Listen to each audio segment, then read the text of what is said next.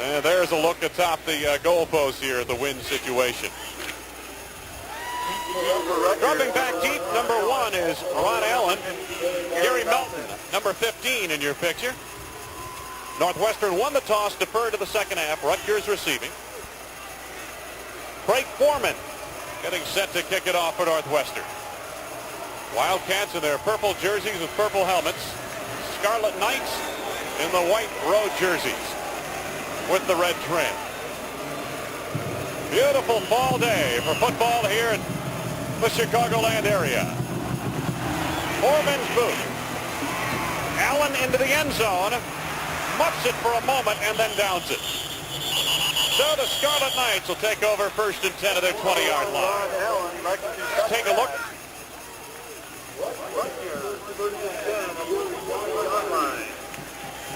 Take a look at the Sears Road Handler starting lineups.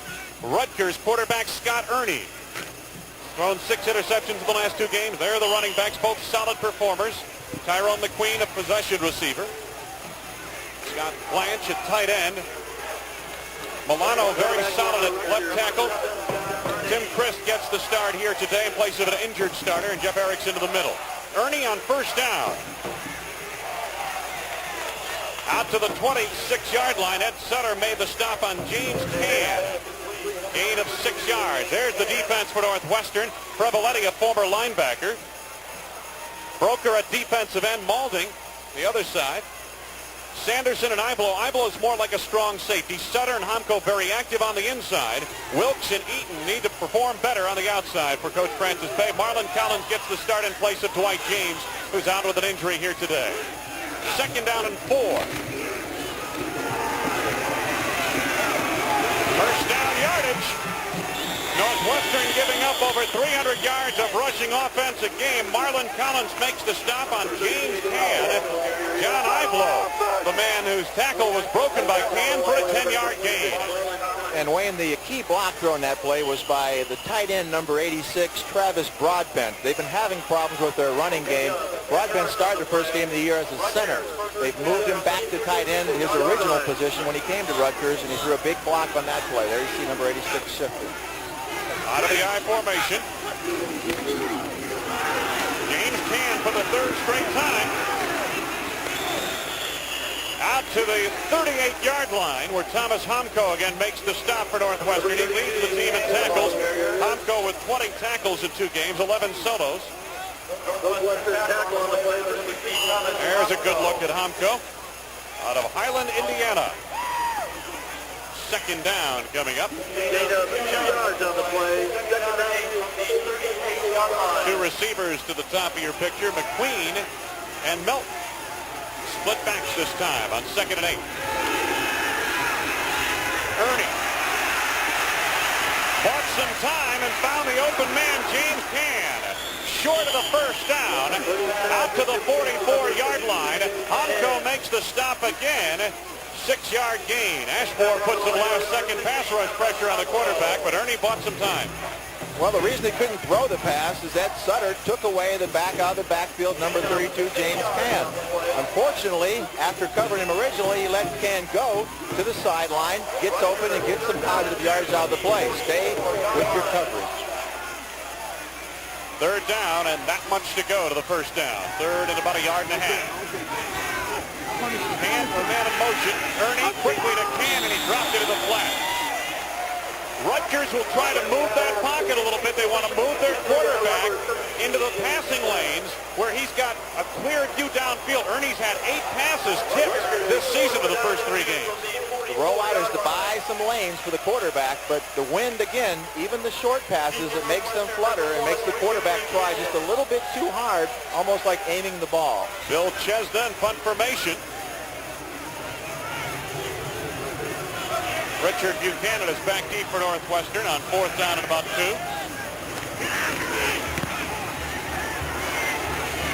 Fair catch signal by Buchanan, and the Wildcats will put it in play just short of their 22-yard line to start this first half offensively. Tim O'Brien has played very well at quarterback for Northwestern this season. Christian is a tough runner from the tailback spot. Buchanan the man to watch at wide receiver. Griswold a solid tight end. The offensive line that tackles Darrell Best is all Big Ten caliber. Interior portion of the line is the strength. Minko, a very efficient center. First down for Northwestern at the Wildcat 22.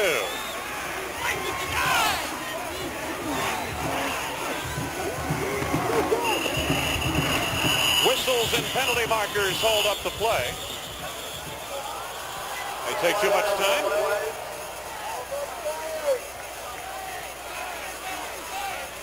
Illegal procedure, the call against Northwestern. Bill Marchman, the referee here this afternoon. Let's set the defense for you. Kafitsis is back at the nose guard position, was out earlier this year with an injury.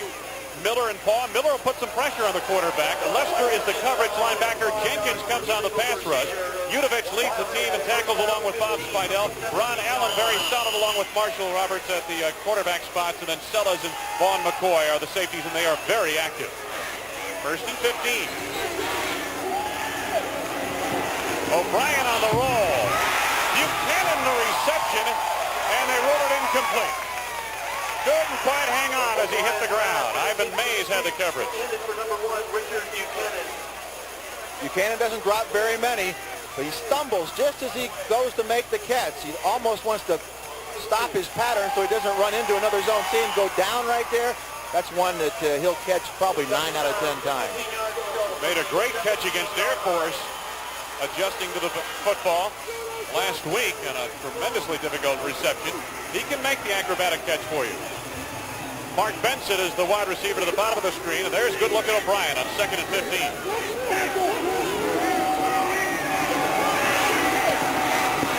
Russell with Pat Udovich staring him down, couldn't hang on.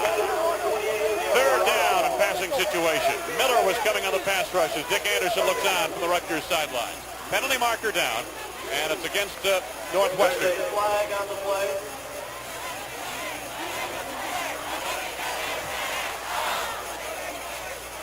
The officials are talking it over with the Scarlet Knights. I believe they're going to turn down the penalty. I did not catch the preliminary indication on the penalty.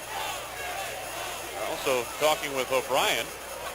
I don't know if I'd turn it down. Field position is so critical, especially in a game dictated by wind. If you can move them back an extra 10 yards if it would happen to be holding, I think you take it and force them to make a play offensively. Again, throwing the ball is difficult either direction. We have an eligible receiver downfield on the offense. Penalty is refused. Third down. Third down, Northwestern. Francis Pay looking out. Former All-American tackle at Missouri. When he came out, Stan White, he was one of the biggest offensive linemen in football. Right now, he'd be one of the smaller guys at offensive tackle if he was playing in the pros or even major college. Well, I guess his claim to fame is he almost ran Bubba Smith off the field with cut blocks. He was one of the best cut blockers in the history of the NFL. Bubba didn't like that. No, especially after he banged up a knee. Tim O'Brien looking for 15. Benson nearly a one-handed grab. It's incomplete. Benson was a quarterback at high school at Buffalo Grove and led that high school to the Illinois State Championship. Ron Allen had the coverage. You see, he's running the corner pattern. He's not open. It's good coverage by Ron Allen. But watch, almost a great one-handed catch by Benson. That quarterbacks do have good hands. At center, a linebacker in punt formation for the Wildcats. Vaughn McCoy in single safety back deep. Sutter gets off a line drive kick. McCoy has to chase it down. Oh, and he's going to let it go.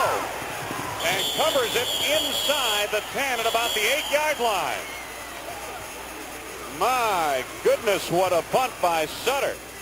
No score. We are first period, 11:57 to go. 74-yard punt. We'll be back. Fiber that's pound for pound, 5 times stronger than steel, and is used in this bullet-resistant vest. Makes up the unique belt of Road Handler Treadlock radials. Great low prices, Road Handler tough. That's your money's worth and a whole lot more. Did you know that Buick ranks among the most trouble-free American cars? Don't take our word for it. According to one measure, a survey of thousands of new car buyers conducted by J.D. Power & Associates, Buick LeSabre is the most trouble-free American car. And the classic Buick Riviera is the most trouble-free American luxury car. We think there's a new symbol for quality on the great American road. The sign of your Buick dealer. Sharp. When I say sharp, I mean Copiers on the cutting edge of technology. sharp. Sharp puts their most advanced technology into every Sharp copier, from desktops to mid-size to high-speed heavyweight. I mean Breakthrough technology. Sharp's high-impact color copier. I mean Future technology. sharp. That's why businesses have made Sharp copiers #1 in customer satisfaction. When I say sharp, I mean business.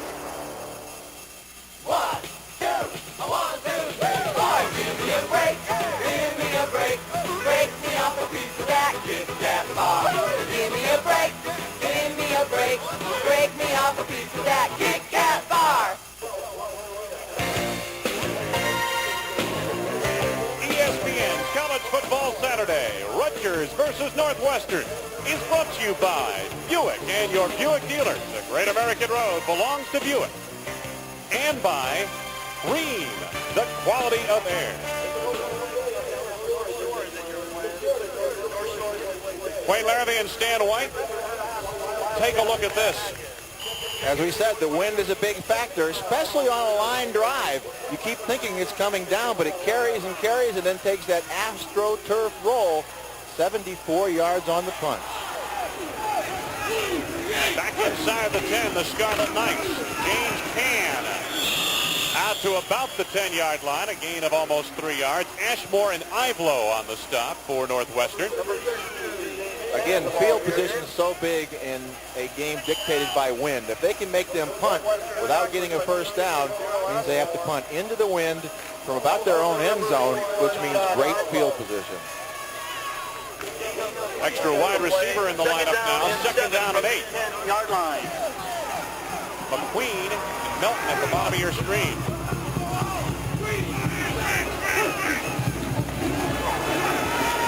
Ernie. Take it himself. Met by David Eaton at about the 13-yard line, short of the first down, leaving a third down coming up. What you have Northwestern doing, and it's good philosophy defensively, playing 2 deep and 5 underneath to take away the short pass, which is obviously the easiest to throw into the wind. They're taking it away, forces Ernie to pull the ball down and just get what he can. Good tackle by Eaton. Third down and 4. Dropped by Melton, and it is a punting situation for Rutgers. Again, defensively, you can play as tight as you want because you know it's difficult to throw the deep pass. Watch him fire the ball in. That's thrown pretty hard for that short distance, and the receiver, Gary Melton, just can't quite make the catch. He was a little shy of first down yardage anyhow. Chesna from his goal line in punt formation. Buchanan, the deep man for Northwestern.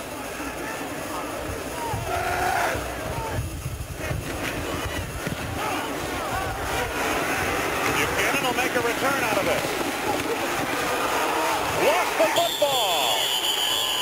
The Scarlets say they have it. Let's see what the officials say when they unravel the pile.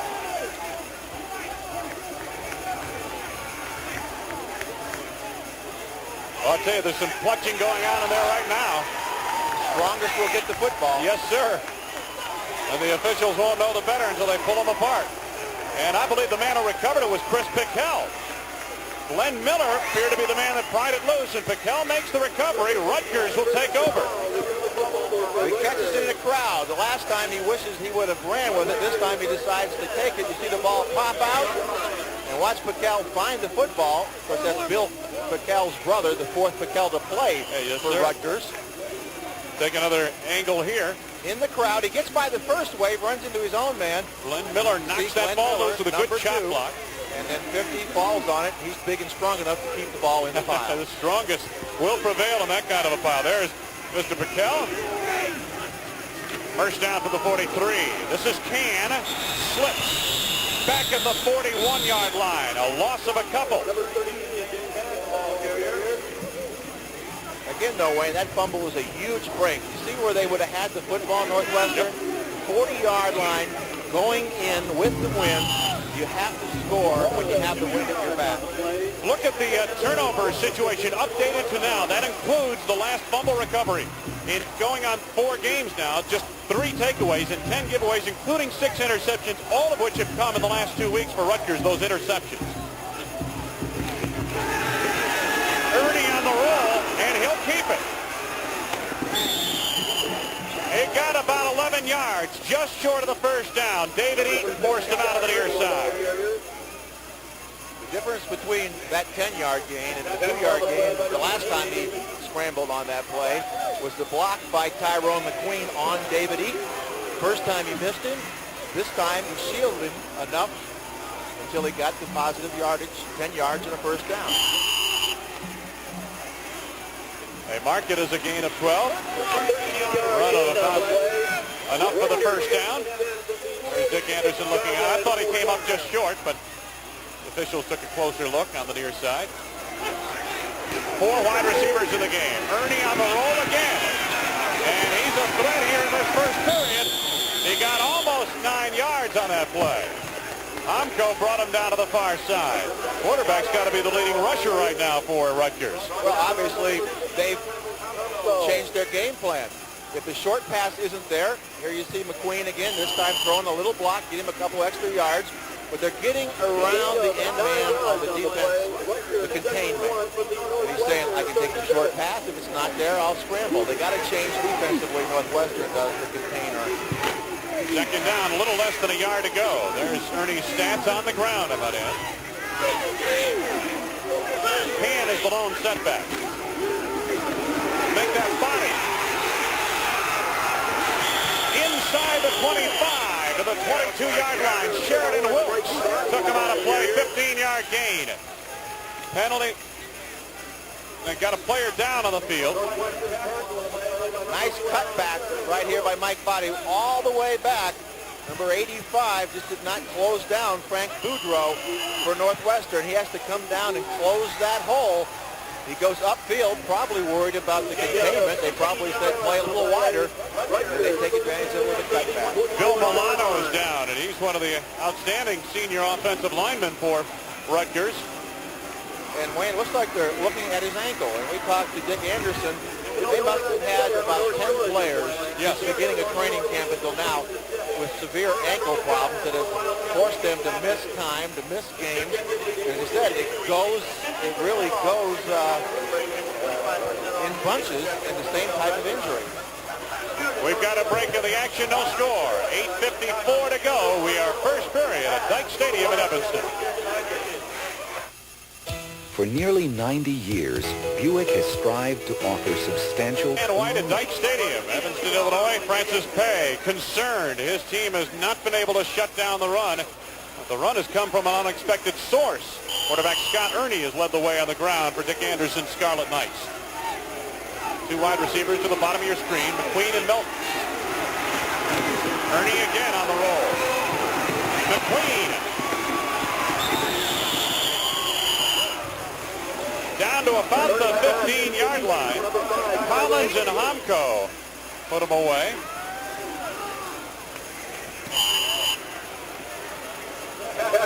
Milano threw his knee. He just reported back on after getting attended to, making sure everything's all right. Milano back in at left tackle on the offensive line. Total offense, Rutgers 71 yards now. Second down. James Can running hard. First and goal inside the 10. Sanderson met him from the secondary. Outside linebacking spot. He had some help from David Eaton. 8-yard gain to a first down. Again, when you're running the football out of eye, all you're looking for is that one crack up and down the line. See, he finds the crack, follows his fullback, and just bowls his way. These are 2 very similar runners, Wayne. Almost blue-collar type runners. Strong, they don't fumble, they don't make mistakes. They're not going to get the big play, but they'll get you positive yards. Body the long setback, Can in motion. Body gets the call up the middle to the 5. Frank Boudreau over to make the stop. Offensive end on the front line for Northwestern. second down and goal to go coming. The wind really hurts Northwestern a lot more than it does Rutgers for two reasons. Northwestern likes to throw the ball a lot, and Northwestern gives up a lot on the run. That allows Rutgers to just keep the ball on the ground and break containment, do a lot of things that Northwestern won't be able to. This Rutgers drive began following Richard Buchanan's fumble punt or muff punt. Ernie. Why not? Touchdown. He kept looking to pass, and he had all kinds of room to run. 5-yard touchdown run by Scott Ernie, and the Scarlet Knights are on the board.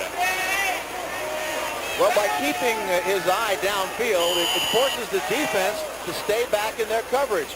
Really, the linebacker, number 41 right there, John Ivelo, should have come up and forced it right away. When you know he's going to be able to run in, you got to stop that first and make him complete the pass. Giesler, who won the Boston College game with a field goal last week for the point after here out of the hole of Garantano. And it's blocked on the play. I believe Darrell Ashmore got a piece of it and knocked it away. The extra point is no good. So perhaps some of the momentum that was built on that drive of 8 plays and 57 yards by the Scarlet Knights might be tempered a little bit by that blocked extra point attempt. Watch his penetration. Darrell Ashmore, 6'7", 275. He just runs right through the defense. Right there, gets his hand out and makes the block. That is a big play. It takes really the icing off the cake of a touchdown. I mean, it's almost like 2 field goals now, and you're thinking that defensively, and how many times do you see that make a difference in the game later?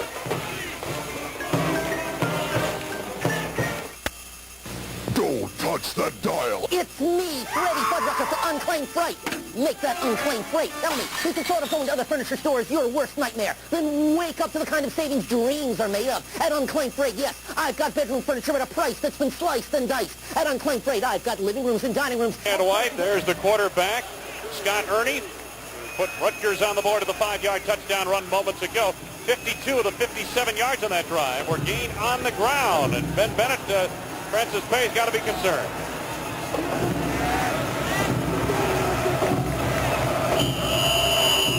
Giesler set to go. Kind of a squib kick as he puts it into the wind, and Griswold falls on it at the 32-yard line. Wayne, like I was saying earlier, I was on the sidelines behind the Northwestern bench as Coach Pay came over to talk to his defense. And for a guy who was notorious for being the best cut blocker, he's trying to tell his defensive line, you're standing too straight up. Bend over and get your hands on him. Keep him away from your legs. That's what they've got to do to stop this Rutgers running game. Back to you, Wayne. All right, thank you, Ben. First down, Northwestern now near the 32-yard line. Single back offense. Christian gets the call for a tough yard or two up the gut. Scott Miller on the stop. Let's take a look at that scoring drive. There it is, 8 plays, 57 yards. 52 of those yards on the ground, including the last 5. Northwestern going with a no huddle this series. This is their version of the attack offense. Benson is close to the first down.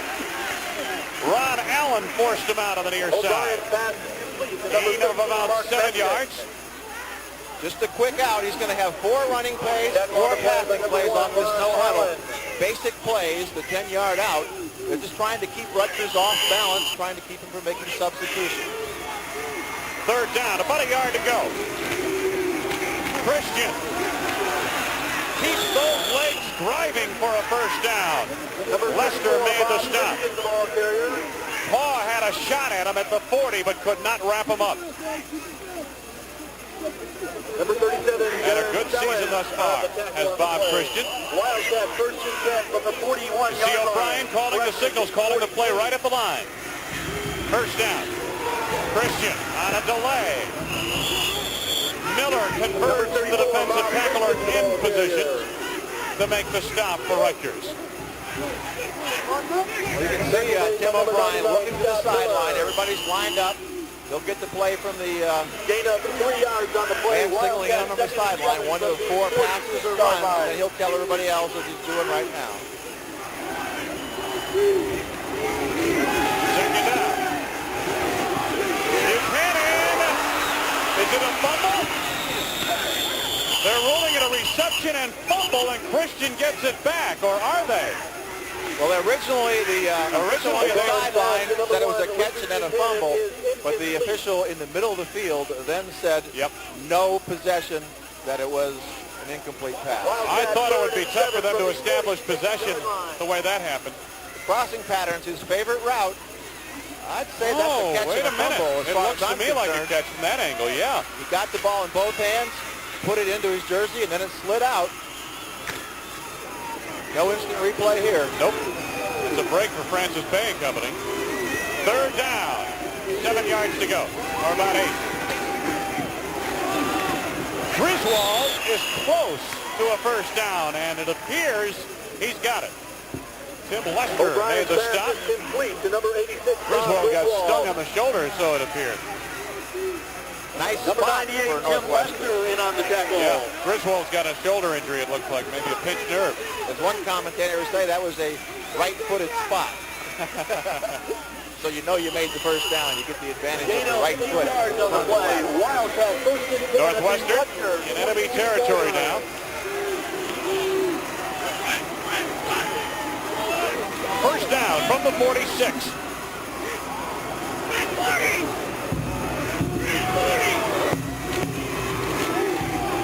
Christian to the outside. He is tough to bring down one-on-one. Bob Spidell, who leads this team in tackles with 33, had a shot at him, but just kind of fell off his hips.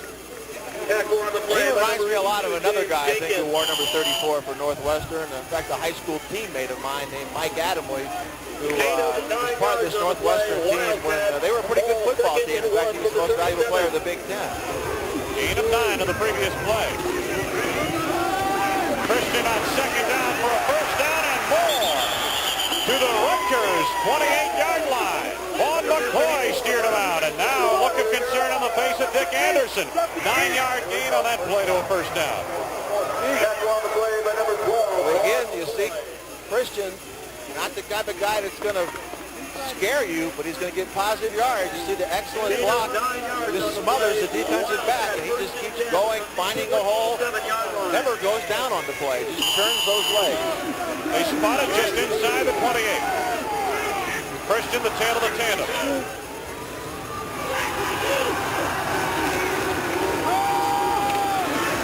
Christian again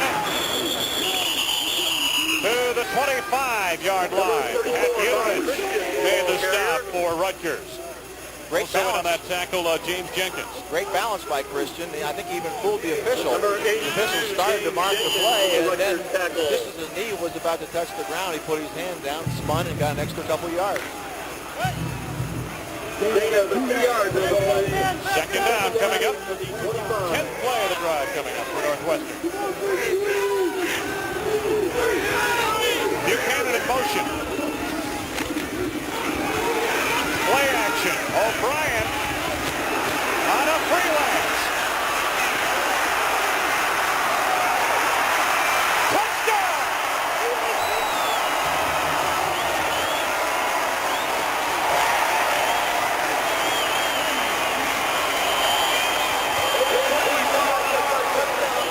Senior quarterback Tim O'Brien, 25 yards to the score. Well, Wayne, we've had two quarterbacks known for their passing who have hurt the defense with their scrambling ability. See, it's unbalanced, really, to the right of your screen. No receivers back the other way, so when he goes this way, he has to run. He uses Darrell Vest, who's over 300 pounds, and also a good block by little Richard Buchanan, 170 pounds, so maybe the biggest and the smallest. Ira Adler puts Northwestern on top with 3 minutes and 42 seconds left to be played in this, the first quarter.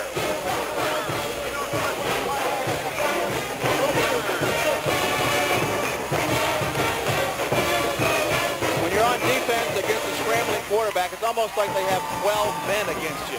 You cover everybody, and then he takes off and makes positive yards. Watch him smell the end zone here.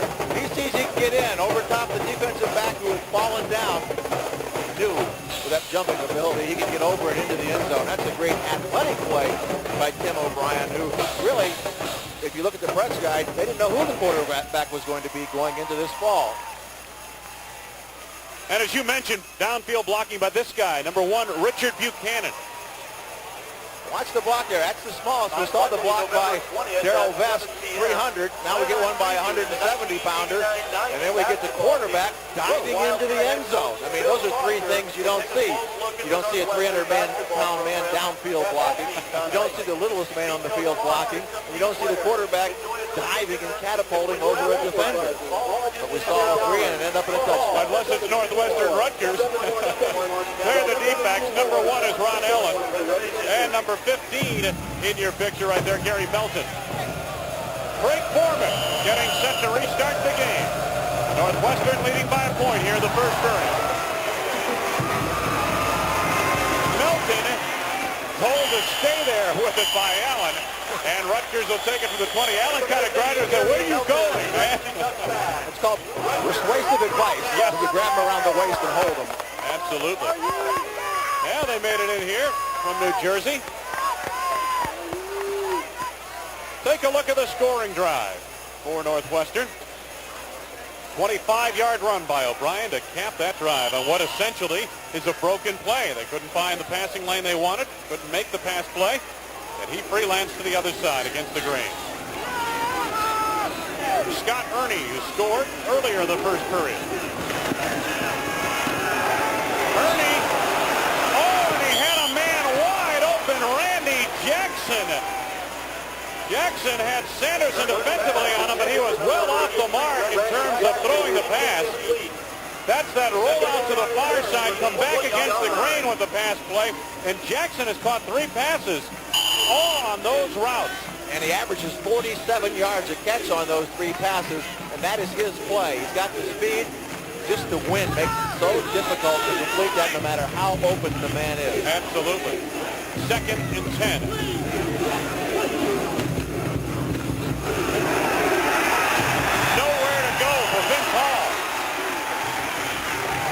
Thomas Hamko made the stop for Northwestern.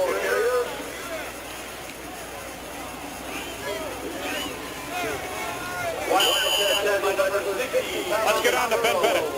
Down here on the sidelines, Wayne, the injury report on Bob Griswold. He indeed does have a pinched nerve in his neck, and it's causing a great deal of pain in his shoulder and down all the way into his arms. He's having a lot of trouble moving his arms. It's questionable whether he'll be back the rest of the day.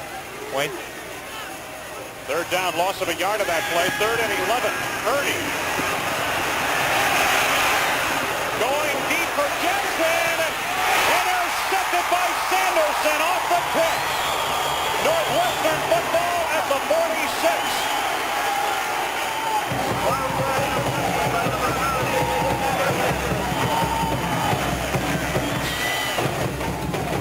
Again, Wayne, you throw the ball in the air for that long a time in the wind, it's just going to hang.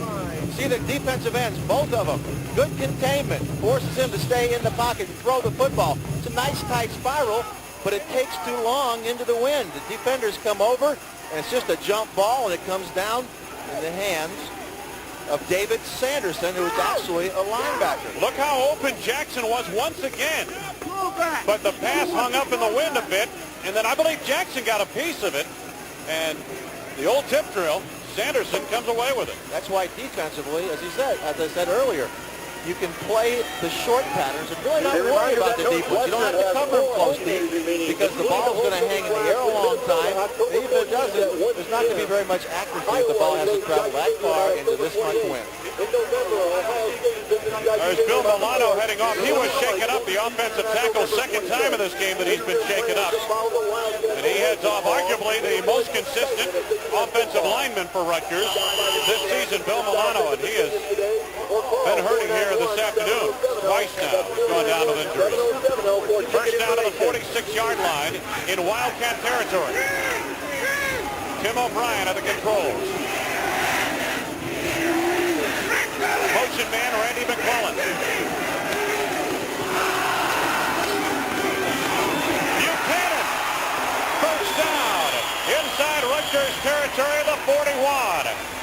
Sellers made the hit in the secondary. Well, Buchanan, he's the man he's always looking for. You see the motion that puts him on the inside on a linebacker who cannot jam him. If you don't jam the slot, he's going to get downfield and get open. Then he can't make the coverage because he was missing the jam. 13-yard gain of the previous play to a first down.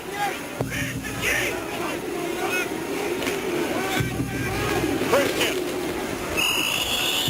inside the 40 to the 36 on a gain of about 5. Spidell, the stop, and the linebacking core of the Scarlet Knights. And Francis Pay on the sidelines looking on. Talking to Rutgers defensive brain trust, the problem they were having with Buchanan is they line him up in so many different spots and use motion to hide him. You end up with a mismatch. There they had a big linebacker, Tim Lester, trying to jam little Richard Buchanan. 7 carries, 33 yards for Christian. 3 receivers in the ball game on the second down call. There's a quick out pattern for a first down.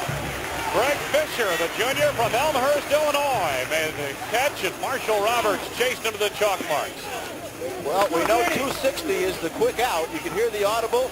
You can see Greg Fisher shift in, so he had more room to run the out. He just hits the timing play, gets one.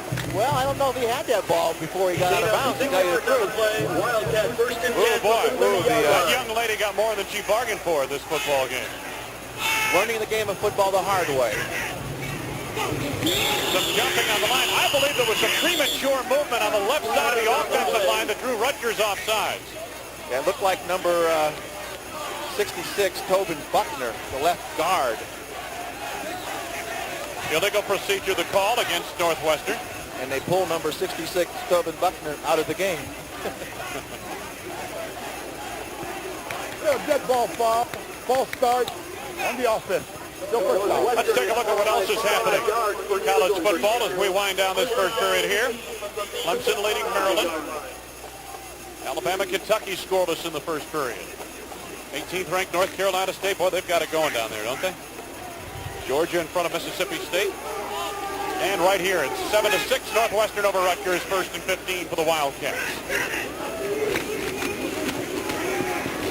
Rushel on a rare carry. He'd only carried the ball 11 times in 2 games. Jenkins made the stop. Former Penn State assistant Dick Anderson. What a milestone it was last year when they opened the season with an upset of Michigan State, and then later in the season defeated Penn State. Yeah, the fullback doesn't run much in this offense. It's usually either Christian or it's O'Brien on the option or scramble. Second down and 9 with the 29. Christian is the man on the wing. There's a good look at O'Brien. Oh, he threaded it beautifully to Greg Fisher for a first down. Inside the 20 near the 18-yard line. 11-yard gain, Spidell on the stop. Very nice throw, right between both inside linebackers, number 91, Udovich, number 63, Spidell. Right in between them, right there, nice. And you got to make that throw perfect, and he did it on the run. So dangerous throw, but he was able to execute. Richard Buchanan getting some tape, I guess. It's an ankle problem from what we're told. On first down, this is Christian. That time, Chuck Paw came over to make a hit on the play. And he had some help from Pat Udovich, co-captain on this team. 18 fifth-year seniors on this Rutgers team. That's why they had to be so discouraged. Their whole program was pointed towards this year, finally getting a bowl game for Rutgers. They start off with those 2 ties on really teams they put on the schedule to pad their schedule with wins. Cincinnati and Ball State. Second down. Christian. Oh, I thought for a moment he wanted to throw a pass. Looked like it was an option. Mays and Spidell on the stop. Let's see if we can pick up what might have happened to Buchanan on the injury. Came down, it's an ankle injury apparently. He came down on one leg. I tell you, with AstroTurf, you get your shoes caught in that turf and people jump on you. Anything can go, any joint can go at any time. Time winding down in this first period of play. 2 seconds left to go. The officials have stopped the clock because Northwestern wanted a timeout. So 2 seconds to go. The Wildcats burn a timeout here, apparently. Well, let's think about this. They got the wind behind them. Do you even think about kicking a field goal on third down with the wind behind you? Difficult to go the other direction and kick one that's essentially going to be 35, 36 yards into the wind. I think you at least think about it and take advantage of a 30-mile-an-hour wind, although the orange flags on top of the goalpost don't seem to be quite as perpendicular as they were before. You have a third down here, almost 10 yards to go, about 9. There you get the indication on the direction of the wind. That previous play was a halfback option pass. They wanted to use it on third down and 2, third and 3, an obvious running down. They used it on second and long, and it really didn't fool the defense because that's a passing down. Buchanan is back in the game for Northwestern. Wildcats on third down. A little bit less than 10 yards to go.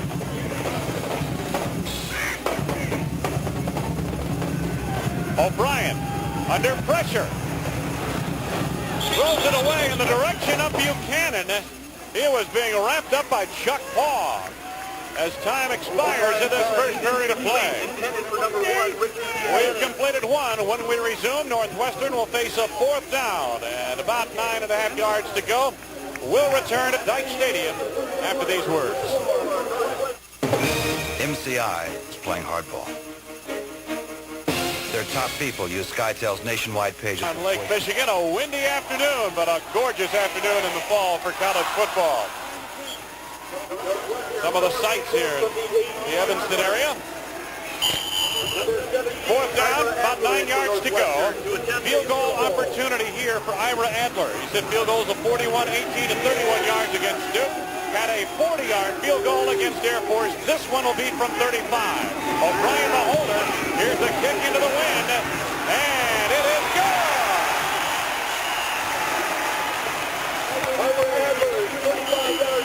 The Northwestern extends the advantage to 4 points, 10-6 over Rutgers, 14:56 to go, first half of play. It started in Japan in 1907 and became one of the most respected automobile companies in the world, Daihatsu. Nearly 1 million vehicles a year, sold in over 130 countries. ESPN College Football Saturday, Rutgers versus Northwestern, is brought to you by Daihatsu. Since 1907, the small car specialist from Japan. And by Yokohama, one of the world's largest tire manufacturers. And by Trade West, we put you in the action. Wayne Larrabee, Stan White, Ben Bennett, Dyke Stadium in Evanston, Illinois. Northwestern leading 10-6 over Rutgers. Greg Foreman getting set to restart the game. Melton and Allen back deep for Rutgers. Surprisingly, the field goal had plenty of distance even into the wind. 35-yard field goal. Moment to go by Ira Adler. Here's the squib kick taken by Murphy, one of the upbacks. John Murphy, a former quarterback, converted to tight end, gets it out to about the 33-yard line. Idlo arrives on the scene for the coverage unit of the Wildcats.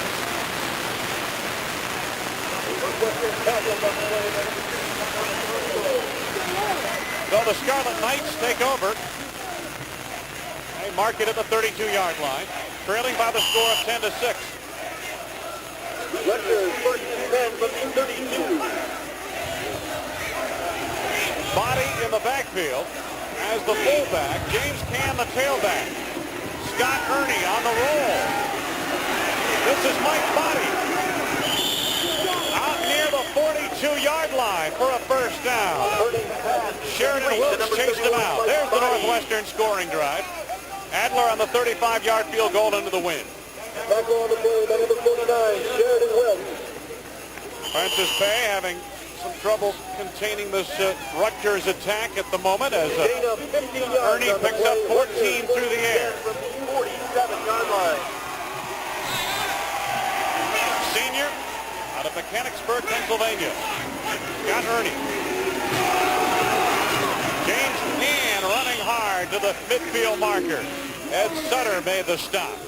Number 32, James Penn, the ball carrier. Sutter played that well. The counter play is to try to get the linebackers to flow one direction, give the blockers an angle on that linebacker, and then come back the other way. But Sutter stayed at home and made a nice tackle and held him to a 3-yard gain.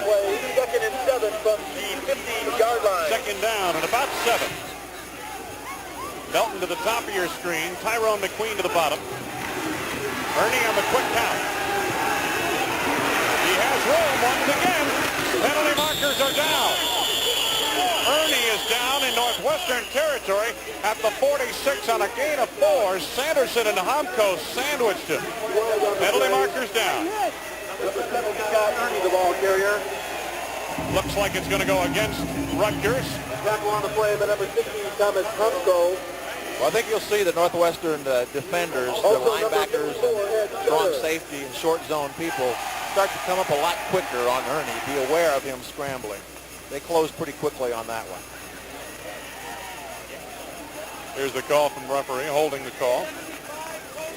And illegal motion. I take the holding since it's 10 yards and the illegal motion was 5. Sure. Dick Anderson's team broke out in front first here in the first period of play. Northwestern countered moments later. Ernie on a 5-yard run and quarterback Tim O'Brien on a 25-yard run for Northwestern. So the two quarterbacks have been the prominent ones, so to speak, of the scoring. We have multiple fouls on the offense. Holding foul will be enforced. So now back at the Rutgers 40-yard line. Scarlet Knights will put it in play. Second down, very long. Something defensively you have to be aware of screens and draws. Offense like to try to get a little piece of it back. Scott Ernie setting up the screen. Mike Body. Out of bounds to the 50-yard line. Gain of about 10. Eaton and Iblo made the stop. Complete to number 31, Mike Body. Right now, let's break from here in Evanston and go to Kentucky and Alabama. All right, Wayne Glarvey, thank you very much. And it's quarterback Jeff Dunn for the Crimson Tide. He's looking up top right side. Nice move on the sidelines by Craig Sanderson down to the 9 and set up a field goal. The Tide not losing to Kentucky in 67 years, leading it 3-0, Wayne Larrabee. Back in Evanston, third down now for Rutgers. Scott Ernie, James Penn made the spin move, but not enough for the first down to the Northwestern 45. Iblo made the hit. Fourth and about 2 coming up. Well, we talk about turnovers as being mistakes and stopping drives. Well, when you're going into the wind, you get a major penalty, a 10-yarder. That almost always stops the drive. As you see, he comes up about 2 yards short of the first down. To go back to that penalty is really stopping themselves. Chesna on punt formation. 2 punts of 33-yard average. Those kicks were into the wind. Buchanan back deep for Northwestern. He has the wind to his back now. Nearly muffed the snap. Chance the punt. And gets a good bounce. Well, for a moment he did. And Northwestern will take over near the 16-yard line where Glenn Miller touched it down. 29-yard punt is all they got out of that with the benefit of the wind. We're second period of play. Northwestern leading Rutgers by 4. It started in Japan. Timing, it's catch, 1, 2, 3, punt. You interrupt the timing, and we'll see what happens to Bill Chesna. He fumbles the punt. He knows, I just got to kick it now. Right off the side of that left foot. Luckily, he got 1 good hop out of 3. Ball down the 16-yard line. He'll get credit for having a punt inside the 20, though. Interesting thing about Chesna, he's a quarterback who throws with the right hand, kicks with the left foot. Kickers are all strange. First down, Northwestern, near the 17. Rochelle, the fullback, tests the defense to about the 20-yard line on a gain of 3.5 yards. Jenkins and Udovich on the stop. Udovich, you're going to hear his name a lot. Makes an awful lot of tackles out of Brookhaven, Pennsylvania. He's a senior. A lot of families, I think, at Rutgers. We talk about four Pakels have played at Rutgers. Udovich's brother, Clem, was the captain of Rutgers in 1985. Our starting tight end, Bob Griswold, who's out with a pinched nerve. 2nd and 7 here off a gain of 3. O'Brien on an option to Christian. To the 43-yard line. One thing they like about O'Brien is his ability on the option to make the right decision. Easier said than done, but he is excellent at it, and he hit Christian right where the running back could roll up some big yards, 24. Well, this was so wide open. You see him take the hits and keep going here. You almost see his helmet pop off. It might even does pop off at the very end. But again, O'Brien, the right decision on the option, and calling it, audible to it, seeing that there was nobody on the outside. Bob Christian out of Florissant, Missouri. First down near the 44. And the fullback getting the call on a straight-ahead move. Roschel. Spidell in the middle of the defense makes the stop. We were talking to Russ Jacks, the offensive coordinator, yesterday, and he said, do we want to get to the option when there's only one man on the flank to the weak side? If O'Brien can spot that, he's going to go down the line, and it's going to be wide open for Bob Christian. You saw how wide open it was. The only man close to him was his big tackle helping him. 2nd and 5 from the 49. Here comes Christian. The other thing the coaches mentioned to us about Christian is positive yardage. He always gets positive yardage. Rarely has he thrown for a loss. Udovich and Williams on the stop that time for Rutgers. 3rd down and about 1.5 yards to go. He's the type of back, when you're on defense, it doesn't start bothering you until he keeps coming at you. All of a sudden you say, geez, did this guy stop? Benson at the bottom of your screen, the wide receiver. This time, Christian hit at the line of scrimmage, did not pick up the first down. Number 24, Bob Christian. Francis Bay with a decision to make here, perhaps. James Jenkins, the linebacker, good quickness from the outside, got over to make the hit. They're sending in the punting unit. And the point of attack was blocked well. It really was Jenkins, former tight end, running it down from the outside and making the play, taking his legs out. The placement punter, or pooch punter, Matt Jurwa, is in to do the punting for Northwestern here. They'll try to get a placement out of it somewhere. Jurwa trying for the far corner. Or so it appeared initially, but he got a good bounce. Boy, he backed up that line drive into the wind like a 9-iron to a soft green. Well, it's just like that. Into the wind, you can hold the green a lot more in golf. I tell you, I thought he was going for the corner. Thought he was going for the corner the way he hit it. We'll be back.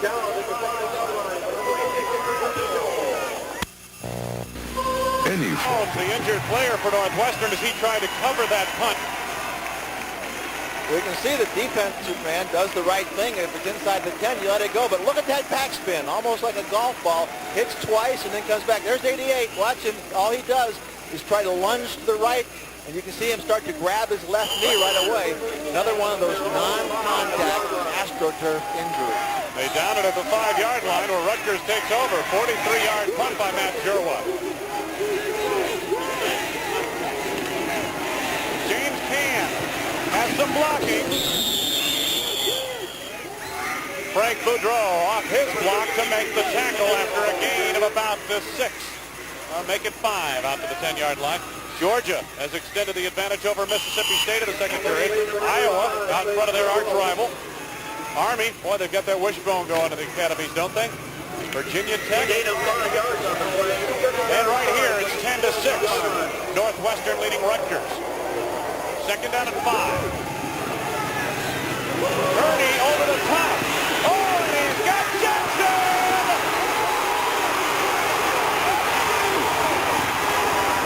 Touchdown! Randy Jackson, 90 yards!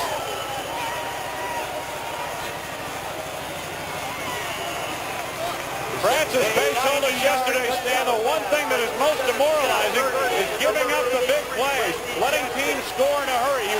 Rutgers grind it out, especially from this position, starting the drive on the 5. Same play, rolls to his right, our left, looks all the way back. Remember how open he was before. This time he's throwing with the wind. A lot easier for the quarterback to just loft it up and let Randy Jackson run under it. As we said, he's averaging 47 yards a catch coming into this game. That's going to increase that average. 4 catches on the season for Jackson, 231 yards. And Giesler pokes it through the uprights. Rutgers takes the lead. Again, rolling, stopping, looking back. This has been very effective for him. The safety that has half the field just went over too far. David Eaton went with the rolling quarterback and forgot his receiver on the far sideline, Randy Jackson. Second longest passing play in Rutgers history, 90 yards. Scott Ernie to Randy Jackson. And in electrifying fashion, the Scarlet Knights are on the board, leading by 3. Watch, there's the short man. Now, if he gets that jam, it makes it a lot easier for the deep man. Where is David Eaton? See how far over? He's not even in the picture. He has to come and then misses the tackle, and then it's just off to the races, and Jackson has more speed than any other Rutgers receiver. Last week against Air Force, Northwestern would score in 8 and 10 play drives, and Air Force would come down in 5 plays, be in the end zone. And Francis Bay mentioned that was most demoralizing, and that's what he hoped to avoid here against Rutgers with the Scarlet Knights. Knights put a big number on the board on a 90-yard pass play.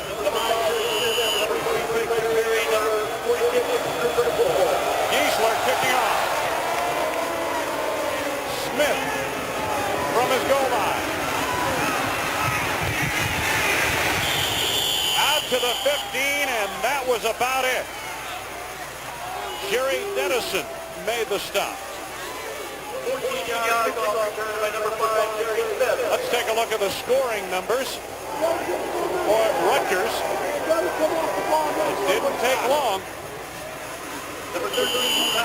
90 of those yards. Ernie to Jackson. One thing when Northwestern plays, you can be sure there's going to be a lot of points on the board because they have an explosive offense. And a defense that does not provide a lot of resistance. Smith is the tail of the tandem of the I formation on first down. And the freshman gets the call, ran into his own blocker, and does well to get basically back to the line of scrimmage.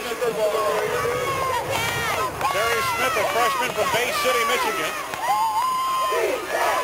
Ran into Tobin Buckner. We've got an injured player down to the field once again for Rutgers. There's some hitting going on in between the tackles.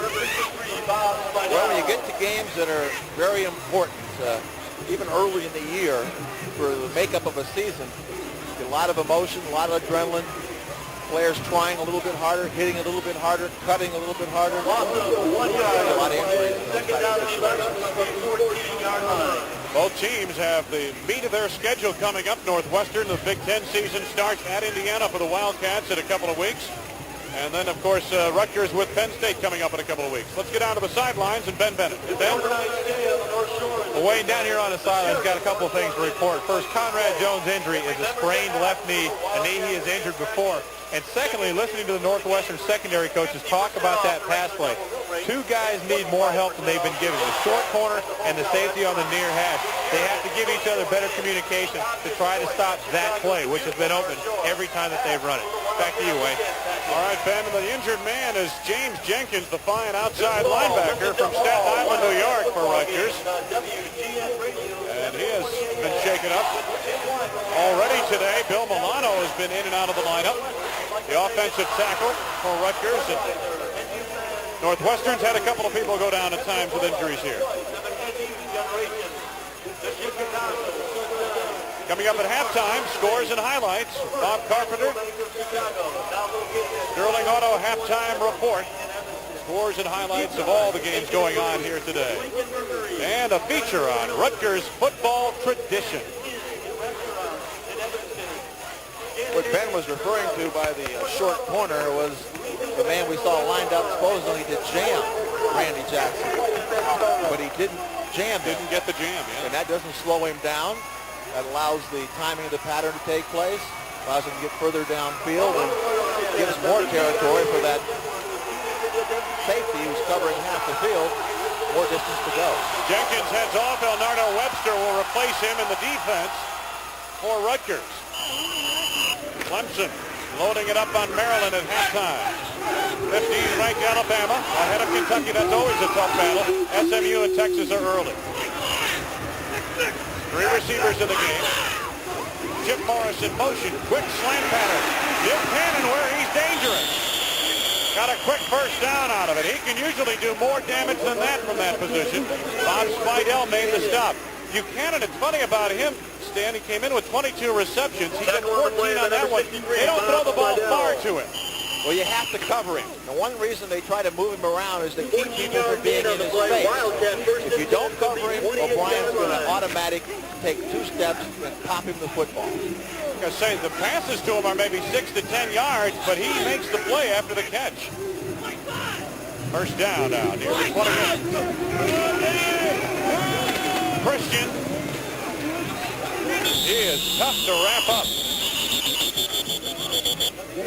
Bob Christian's been the workhorse on the ground for Northwestern.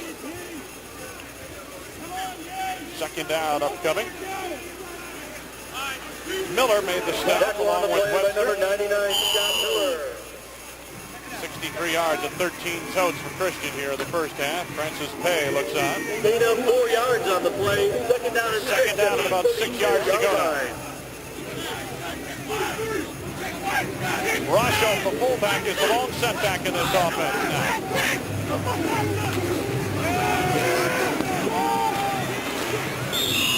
Randy McClellan makes the catch for a short gain of about 3 yards to the 35, leaving a third down. About 3 yards to go coming up. Darren Sellas and Marty Mays make the hits. Don't forget, coming up tonight on ESPN, Syracuse and Pitt. Syracuse Hall of Fame Bowl champions, ranked in the top 20 most of the season. Pittsburgh led by one of the top sophomores in the country in running back Irvin Richards. That's Pitt and Syracuse tonight, 7 p.m. Eastern. They're on ESPN. Those 2 teams in West Virginia battling out for supremacy in the East, it looks like. Sure, certainly do.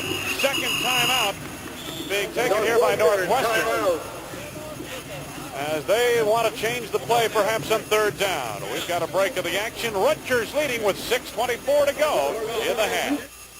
Let's say you drive Ben Bennett at Dyke Stadium, the home of the Northwestern Wildcats. Rutgers leading by 3 with 6:24 to go. First half of play. Northwestern facing a third down and about 3 at the 35 in Wildcat territory. McClellan in motion.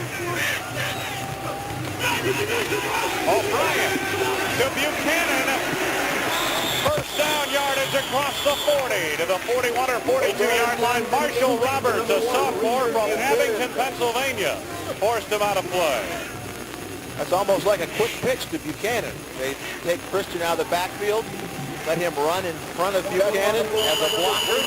Just throw the ball to him right at the line of scrimmage, and he goes out there like a one-man screen, and it's good yardage because there's nobody again in his face.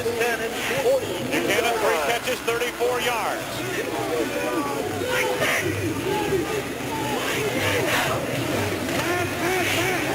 O'Brien. Oh, and he got hammered, but makes it inside Rutgers territory, close to a first down. Spidell and Miller on the hits. Gain of 9, 2nd and 1. Take a look at the big 3 for Northwestern. There's Buchanan, ranked number 1 overall. Average catches per game, NCAA rankings. Christian ranked number 11 in rushing yards per game, and total offense, O'Brien right up there at number 3. Second and short. Rasho for the first down. They went over the right side of that offensive line. Olsen, the tackle, on that right side, number 77. And also David Woolard. You know, maybe the quarterback that doesn't get hurt is that's the team that's going to win with all the scrambling they're doing and all the injuries we've seen. O'Brien did a good job that last time scrambling, getting down just as Scott Miller coming full bore was able to go over top of him and avoid him rather than taking the hit. First down for the 45 of Rutgers. The option to Christian. Oh, and he took Udovich 4 yards downfield with him inside the 40 to about the 39-yard line. 6-yard gain.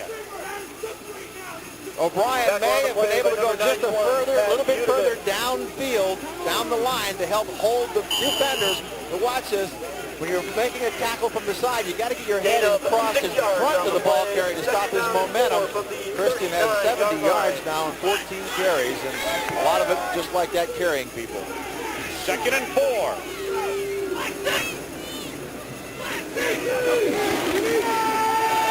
O'Brien. McClellan on the reception for a first down at the 31-yard line. Ron Allen made the undercut move. It's a good throw. It's just a little sprint with a quick out. You see the little out, just a rounded out. Now the defender's got to go up and make a play. When you go low like that, you're not going to separate the man from the ball. From the Rutgers 31-yard line. Braced himself and may have hurt his hand on the way down that time. Randy McClellan came in with 8 catches for a 10-yard average. O'Brien's completed 4 passes in a row.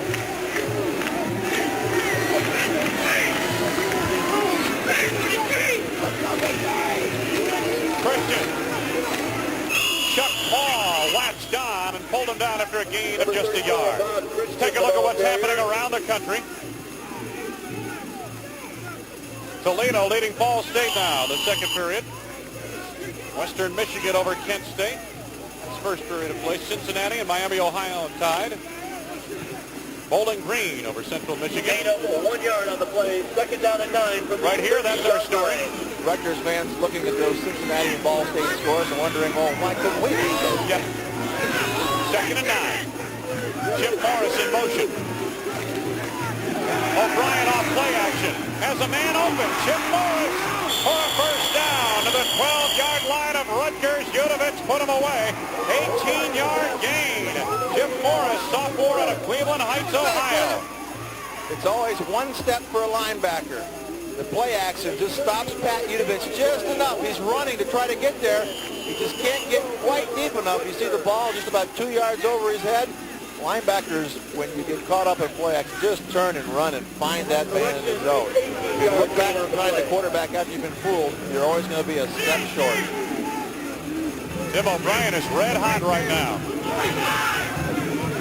12th play of the drive coming up.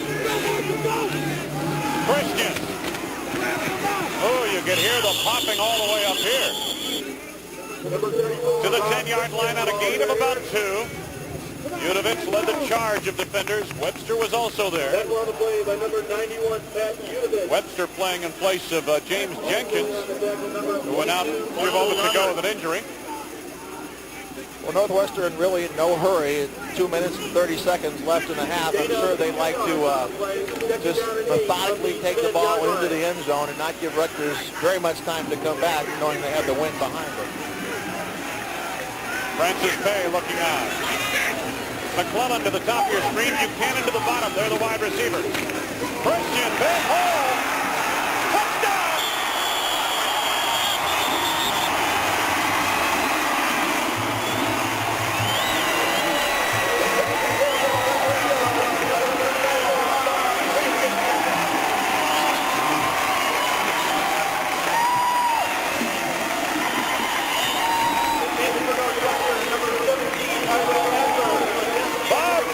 The 5'11", 210-pound junior on a 10-yard touchdown run. His 5th touchdown rushing this season. Well, maybe most of Northwestern was in a hurry. Bob Christian was. Yeah, he left 2:12 on the clock to go in this first half. Adler for the point after.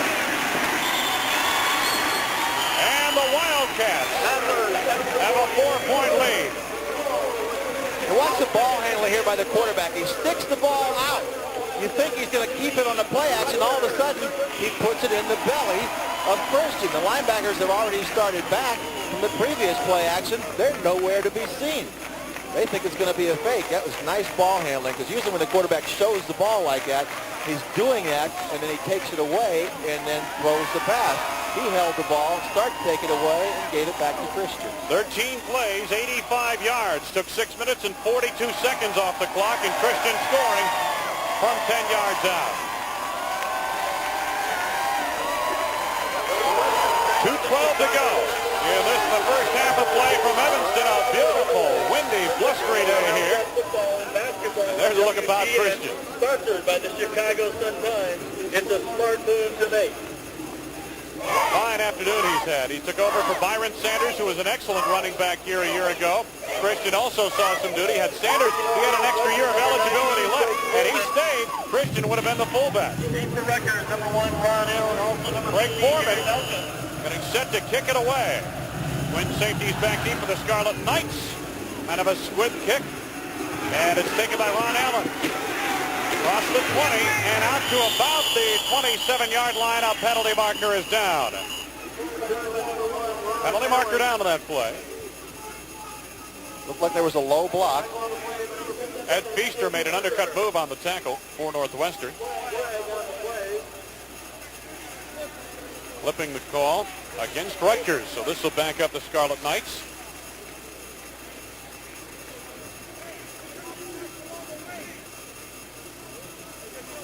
Dick Anderson looking on from the Rutgers sidelines. Well, I think he's complaining that it wasn't a clip, but it was a block below the waist, which is a different penalty, yeah. But the official gave us the clip signal. Right. Now, on a free kick, any free kick or any interception, change possession, you cannot block below the waist at all. And you can never block from behind. We have clipping on the receiving team. 1st and 10. 1st and 10, but the football back inside the 15. Coming up tomorrow, NFL Game Day and NFL Primetime. The shows the pros would watch if they weren't busy on Sunday. Emmy Award-winning NFL Game Day delivers a full hour of information on what to look for and why. Join us here on ESPN tomorrow. Scott Ernie on the roll. McQueen dropped it near the 18-yard line. Ernie had completed his last 4 passes. There's the scoring drive, and Bob Christian off a little play faking in the backfield, or so it appeared, by O'Brien, the quarterback, from 10 yards out, capped that 85-yard march. Northwestern leading by 4, coming up on 2 minutes left to go. Ernie is 7 of his last 12 for 137 yards and a touchdown.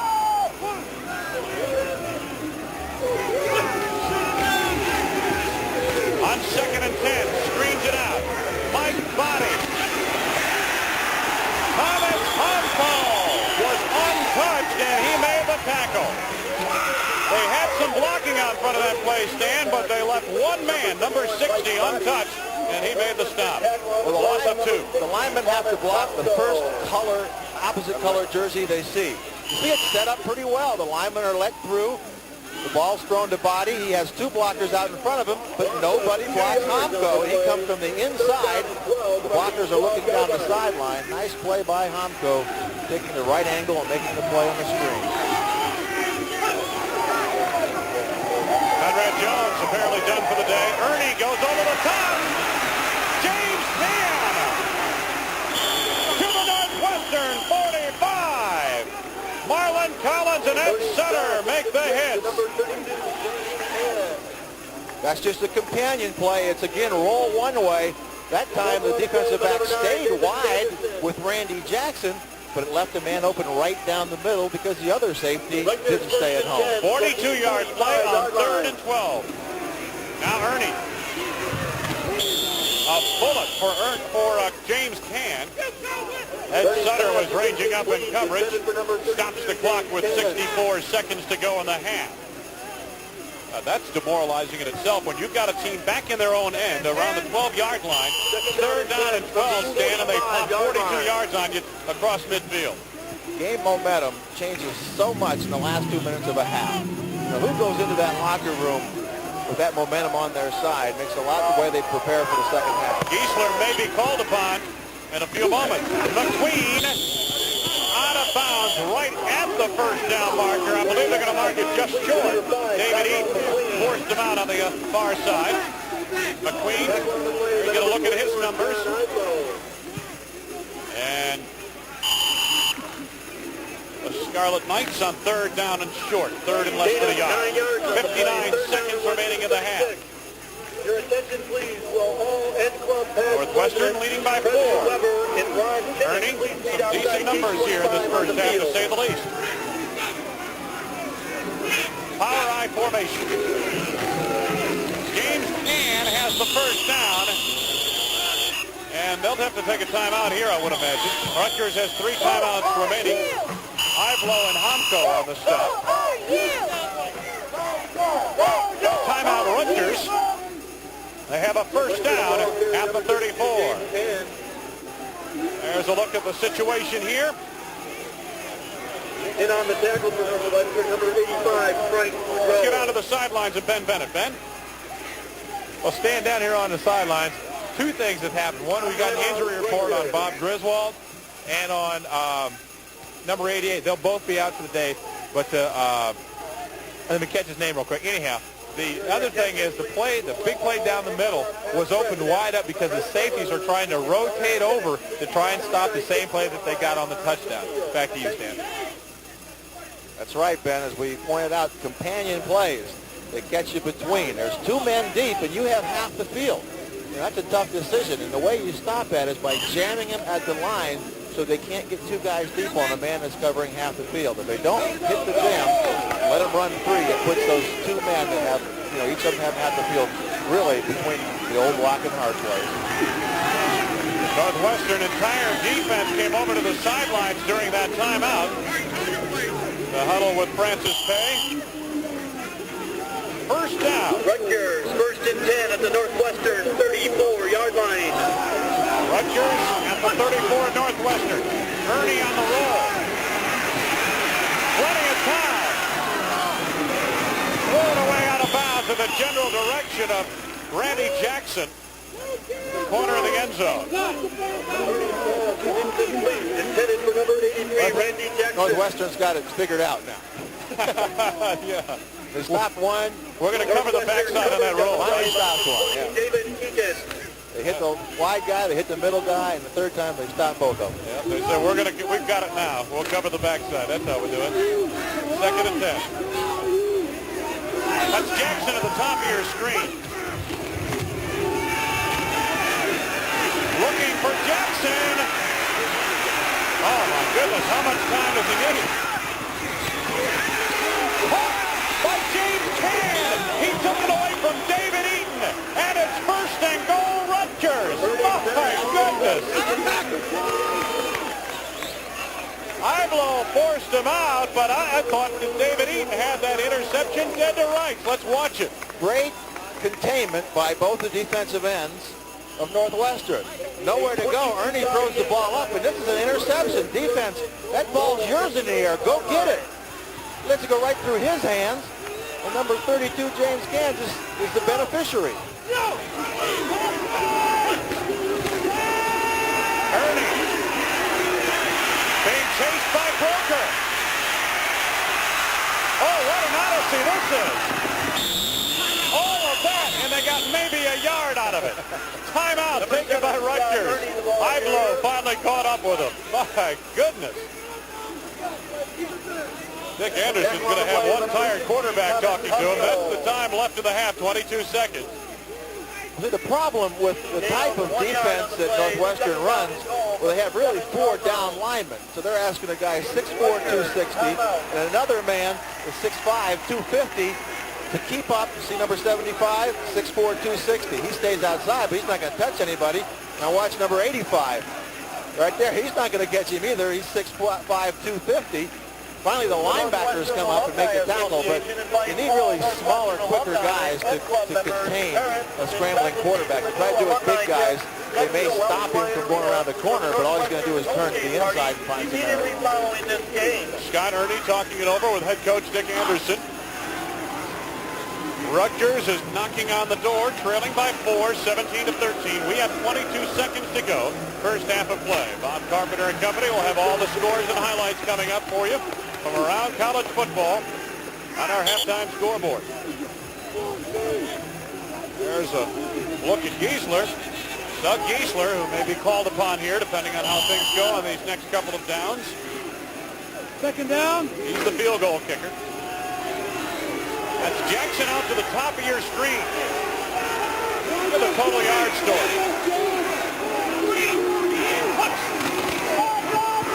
James Can down to the 1-yard line. They brought him from the wing, Stan. Eaton and Sutter denied him the end zone. Timeout taken by Rutgers with 12 seconds to go in the half. Watch the wing come back around. Motion one way. The guards pull the other way. You see, right there, home. That's just got to tackle the home coach's got to make. That puts him in position to make the touchdown now. Watch the motion one way, the line going the other. Now watch Holmco. He's there all by himself and just slides off. Again, the head not in front. And he just wins when he hits the offensive ball carrier. Rutgers is out of timeouts now. They are facing third down, less than a yard to go. So if they don't make it here, they're not going to score anything for the half. Exactly. This is their last shot. Now, one of the options you might have here, if you're thinking of running the football, you might as well go ahead and throw a play-action pass here because that gives you 2 plays to go in. If you're going to run it anyhow and not make it, why not give yourself 2 chances? Play-action pass, it's incomplete, come back and run it then. You're less than a yard away. You get 2 shots that way. This way you're only going to get 1 if you run it. Total offense, Rutgers 299, Northwestern 229. Let's see what they decide here. They've got the double tight ends and a power I formation. Third down and goal to go inside the 1. Can, touchdown! James Can, who made some big plays on this drive, takes it the final inches, and Rutgers captures the lead. 10 seconds remaining. Just the thrust, the left side of the offensive line, the 2 lead backs just knock everybody down, and Can goes over the top. You have to hit them behind the line. Those linebackers have to get across and hit those lead blockers. You can't wait for them at the line because all it does is give him the area to leap over. Coach Francis Pay of Northwestern. Here is Doug Giesler. Montano on the hold, and Giesler puts it through the uprights. Rutgers owns a 3-point lead as we continue to seesaw in this first half of play. 10 seconds remaining to be played of the half.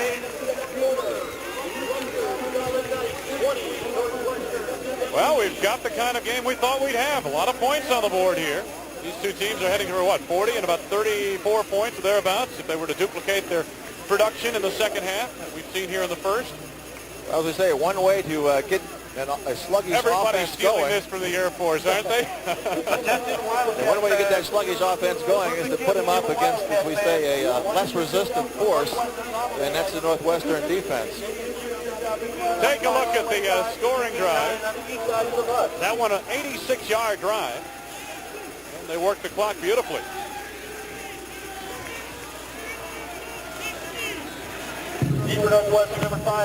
Scoring drives of 95, 85, 86 yards we've seen in the last 3 scoring drives between these two teams. The swift kick is muffed for a moment and then covered by Northwestern as time expires. Well, hang on. 6 seconds left to be played.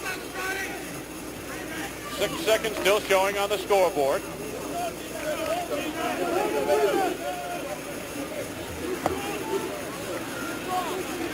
There it is. Better look at the scoring drive for you. 86 yards and 11 plays. And over the top of the final yard. As we said, Northwestern scored too quick. Bob Christian was in too much of a hurry. It gave him too much time to come back and go the other way. Gave him just enough time to get the other way. And O'Brien drops to one knee. And that ends the first half of play. A seesaw first half. Entertaining first half, to say the least. Rutgers heads off, leading by 3 at halftime over the Wildcats of Northwestern. The highly competitive game we expected, we have so far. We're coming up with the second half, following our scoreboard show. And let's go down to Ben Bennett right now. Ben? I'm down here on the sidelines with Coach Anderson. Coach Anderson, you have to be pleased with Scott Ernie's play in the first half. Well, I think Scott's done a good job, but we sure as heck got to play better defense. Defensively, what kind of adjustments do you have to make to stop the Northwestern running game? Well, I think we got to get off some blocks and we got to tackle it a little bit better. I don't think it's really very complicated. Doug Giesler kicking it away for Rutgers.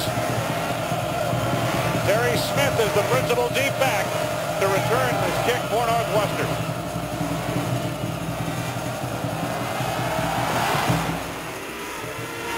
Smith, the freshman. Out to about the 20-yard line. Glenn Miller led the way on the stop for Rutgers, along with John Blanton. Take a look at the possession chart now. Again, these are Northwestern possessions. The yellow lines are scoring drives. Blue lines are drives that ended in punts or non-scores. We get a look at Northwestern. 85 yards, their longest drive in that first half of play. O'Brien, a red-hot first half at quarterback for Northwestern through the air. Bob Christian hit by Miller behind the line of scrimmage, and Scott Miller put him away. That's the first time this year. This is the third game for Northwestern that Christian has been thrown for a loss. But you don't block somebody. See number 99 come through clean, free. Nobody touches him. Not even a strong runner like Christian can go up a guy that's 6'5" and 250 and be able to get back to the line of scrimmage. McClellan and Buchanan on the bottom of your screen are the wide receivers. O'Brien. Intercepted. Yes. Darren Sellers at the 22-yard line.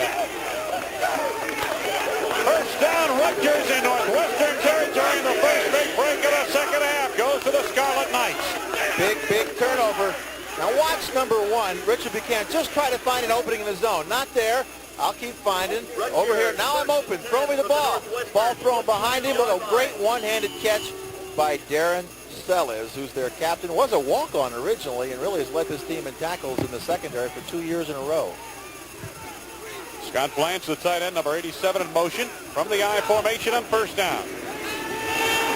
Scott Ernie. Blanche to the 10-yard line, may have a first and goal. Marlon Collins made the stop. Let's take a look at the Rutgers possession chart in the first half of play. Once again, the blue lines are drives that end without a score, and the yellow lines drives that end in scores.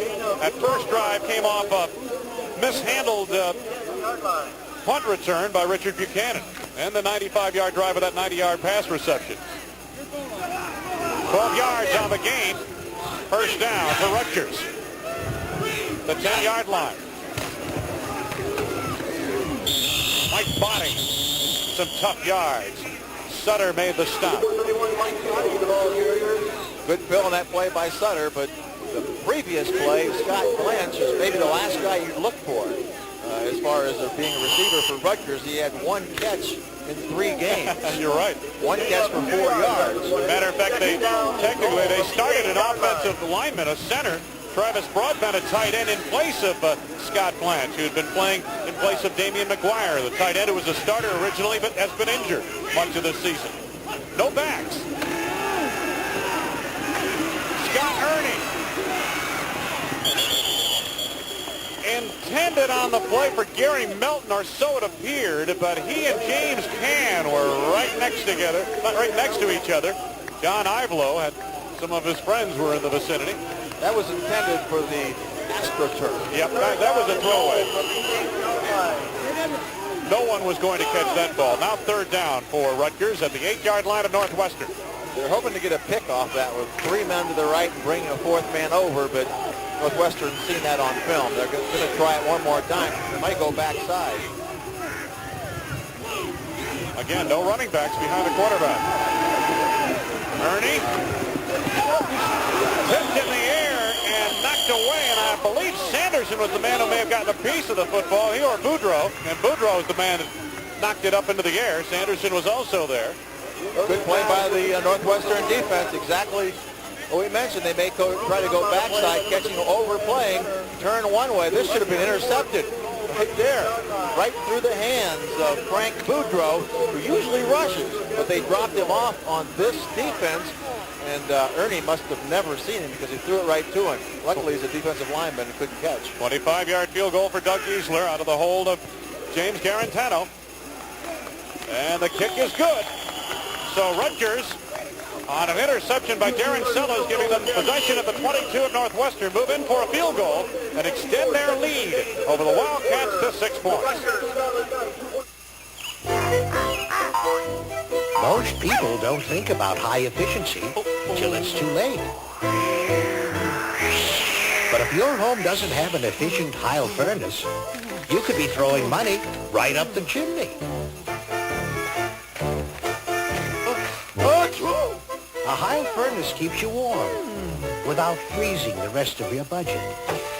Heil home heating systems, the energy savers. Heil stars out tonight. It's College Football Saturday. Rutgers against Northwestern is brought to you by BMW, the ultimate driving machine. To arrange a thorough test drive, simply phone your nearest BMW dealer. And by Budweiser, beats with age for that clean, crisp taste. This buzz for you. Number 20, David Eaton. Also number 46, Sunny but windy day here in Evanston, Illinois, and the kickoff to restart the game here in the third period. Terry Smith, the freshman, takes it deep in his end zone, and the Wildcats will go first and 10 from their 20-yard line. Now, Wayne, you come out the second half and you think we got the ball, we're going to make something happen. But look what happens. It's a mistake. A throw behind the receiver and a great catch for the interception. Really, Northwestern's defense, young and inexperienced defense, reacted pretty well, holding them to a field goal with that great field position, but terrible way to start the second half for especially a young team like Northwestern. McClellan, the receiver, to the bottom of your screen. To the top, that's Richard Buchanan. And O'Brien to the air. For Buchanan.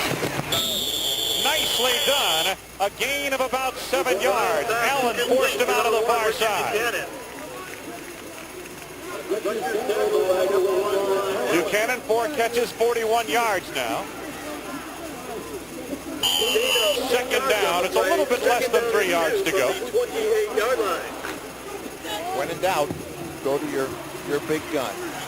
Yep. Out of the eye. Rusho had a nice hole off the left side of the line that time, and he picks up the first down and then some out to the 35. Spidell and Udovich on the stop. Tackle on the play by number 63. Northwestern working into the wind, although the wind on the field doesn't appear to be as strong as it was earlier in the ballgame. Gain of 7 yards on the play. Pick up 7 on that play. First down for Northwestern. Fisher at the top of the screen. That's Buchanan on the bottom.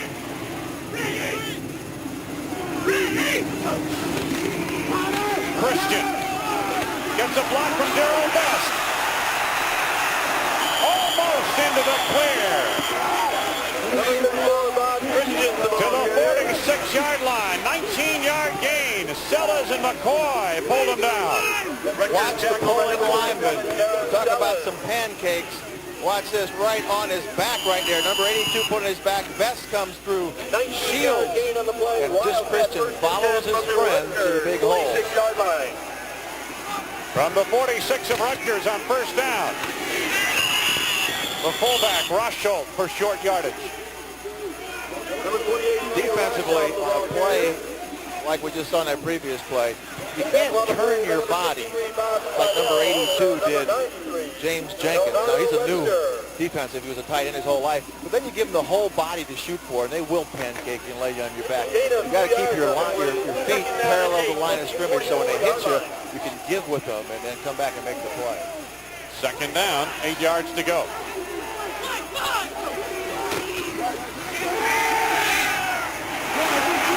Good throw and catch. O'Brien to Buchanan for another Northwestern first down near the 30-yard line of Rutgers. Darren Sellers on the stop.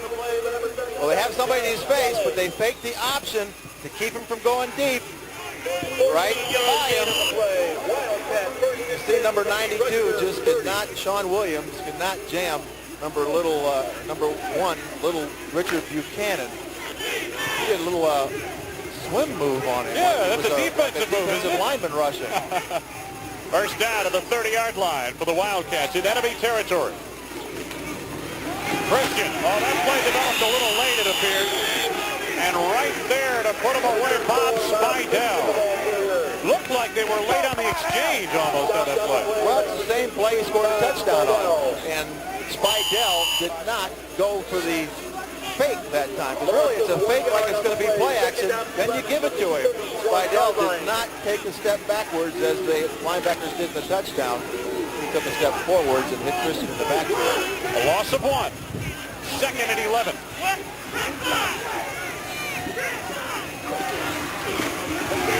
O'Brien. Dropped by Mike Alloway. Incomplete. Incomplete pass. Bob Spidell, the inside linebacker, was there defensively. That leaves a third down and 11 yards to go. You heard the voice of Dick Anderson saying, hey, that was a completed pass. There he is. Coaches beg for everything during a game. No pride at all in things like that. He wasn't even close to catching that ball. Let's see what the Wildcats do here. It's band day here in Evanston. Christian. He got 6, but that's not nearly enough for the first down to the 25-yard line. They may go for it here. It's going to be a long field goal into the wind. You don't want to punt from there. Well, here he's going to go. He's going to try the longer field goal. You got to remember, he did have plenty of distance on the earlier successful field goal from 35 yards. I don't know if the wind on the floor of the stadium is blowing as hard as it was in the first half of play. We'll check with Ben Bennett on that and reset the conditions down there for you soon. But right now, this will be about a 42-yard field goal attempt. Adler. He's got it. 42 yards into the wind by Ira Adler, the senior from Plantation, Florida. His longest field goal of the season. And Northwestern is back to within 3, trailing Rutgers 23-20. Watch the reaction. Well, he hits it well, and again, off the turf, no tees allowed, but the AstroTurf makes it a little easy. He knows he has it. That's a Phil Simms type reaction, isn't it? You put a number 11 on that uniform, you think you're watching the Giants. 9:36 to go, third period. Rutgers and Northwestern doing battle in fine fashion. Bennett. That's our story with 9:36 to go in the third period. Now, the wind is blowing hard in the Chicagoland area, especially up high on the stadium. But how is it blowing on the floor of the stadium? That's the big question for Ben Bennett. Well, Wayne, down here on the stadium floor, since the end of the first quarter, the wind really hasn't been a factor. They gust from time to time, but it's nothing like it was earlier. It's very nice down here, and it's just a very pleasant breeze. Shouldn't affect the games much at all. All right, Ben, why don't you take off your coat then and stay a while? Yeah. Glad we can accommodate you down there. Make it nice and comfy for you. All right, Northwestern getting set to kick it back to Rutgers. 9:36 to go. Third period. Number 1, Ron Allen. Number 15 is Gary Belton. Craig Foreman.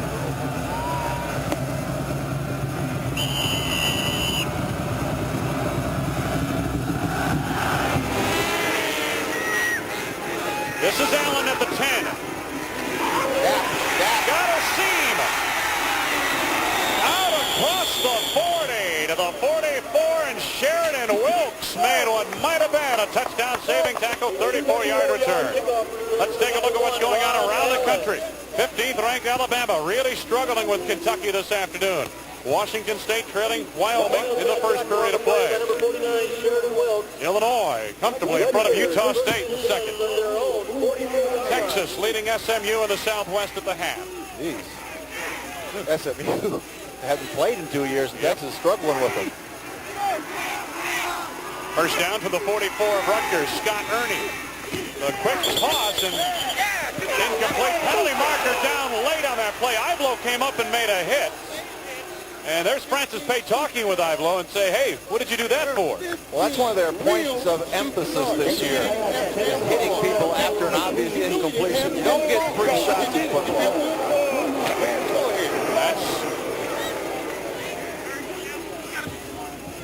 The ball's way gone. Now watch the hit. You can't take free shots. For a long time, they used to be able to do that, but they really clamped down on that.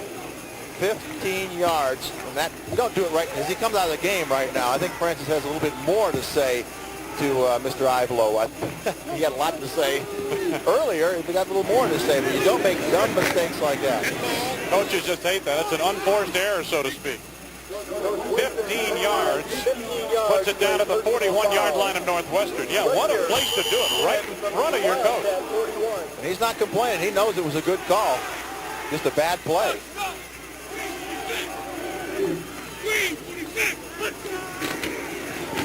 Tailback Vince Hall. Got almost 7 or 8 yards inside the 35. Thomas Homko, the inside linebacker, made the stop for Northwestern. This is the way Rutgers thinks they should run the football all the time. With all those fifth-year seniors, guys that have played together, should have their timing exactly in sequence. They've struggled all year, but they'd love to be able to get off the dime with a good effort today. You know, Stan, they've been nicked up a little bit on the offensive line. They haven't really gotten the play on that offensive line that they had hoped for. Second down.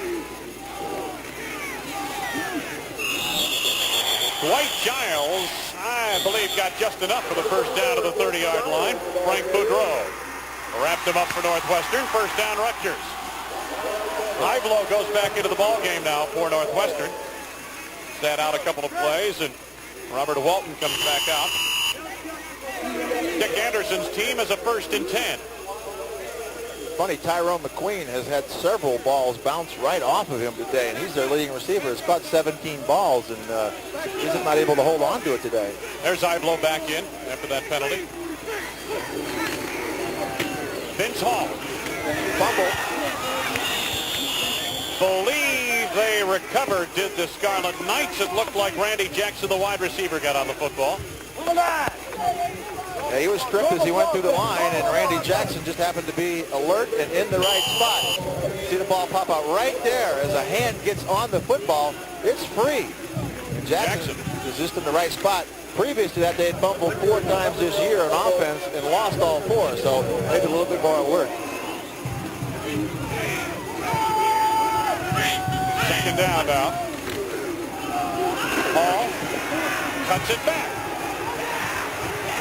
Inside the 15 to the 13-yard line. Eaton made the stop. Gain of 11. He made a good cut on Ed Sutter and got by the inside linebacker to pick up a first down. Well, he must have confidence in Vince Hall. He fumbles one play.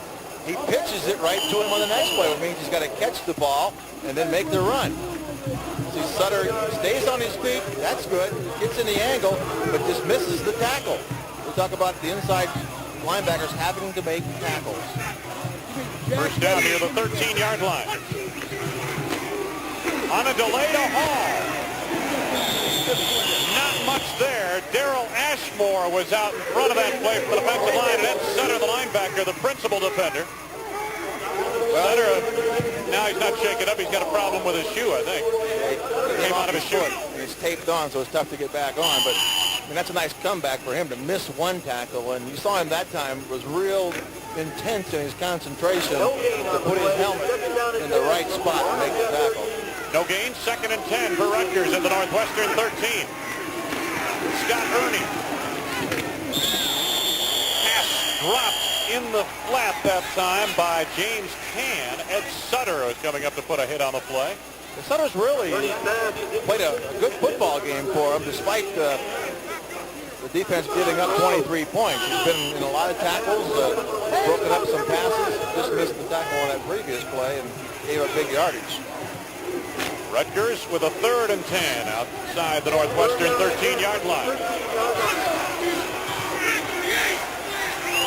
Ernie 4 straight incompletions. Couple of drops. Scott Ernie. Incomplete, off the mark, intended for James Cann. Sheridan Wilkes downfield the coverage, and John Broker just buried the quarterback on the pass rush. We're just too low. We got to get his hands there. Sure, we got to run on top of it. Get up. Concern on the sidelines of the Rutgers coaching staff. Well, earlier in the game, they were going low on the defensive ends, cutting him down. Now the defensive ends like John Broker are staying on their feet and containing Ernie. 31-yard try by Giesler. And he is true to form. Giesler puts it through the uprights, and Rutgers once again enjoys a 6-point lead over Northwestern with 6:35 to go on a beautiful afternoon in Evanston, where third period. Any faucet can turn on water. Cola faucets give it shape.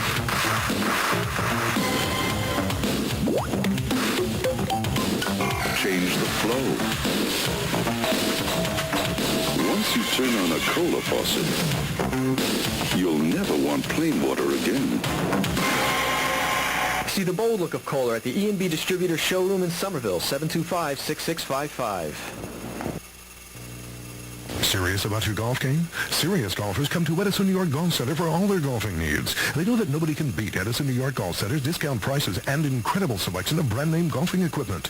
They know a club can be tested at every indoor driving range before they buy it, and that our staff is there to help them make the right choice. Serious golfers know that we carry the latest styles in clothing and shoes to make them look good on and off the green, and that we're located just a chip shot from Route 1, right behind platforms and waterbeds. Edison New York Golf Center, 548-8855.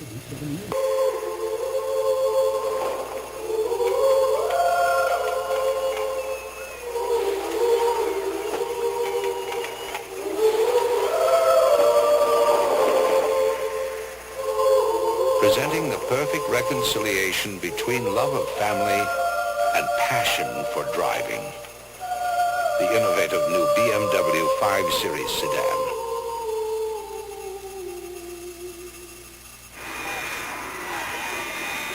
Wayne Larrabee, Stan White, and Ben Bennett in Evanston, Illinois, just north of Chicago. Rutgers leading by 6. Francis Bay has his team within striking distance. Still plenty of time to go. 6:35. We've been seesawing back and forth all afternoon. Doug Giesler set to restart the game. There's Terry Smith, freshman return man. Smith into the end zone, and he'll stay there with it. First down for Northwestern from the 20-yard line. Got an update on UTEP and Air Force, and let's head back to the studios and Bob Carpenter.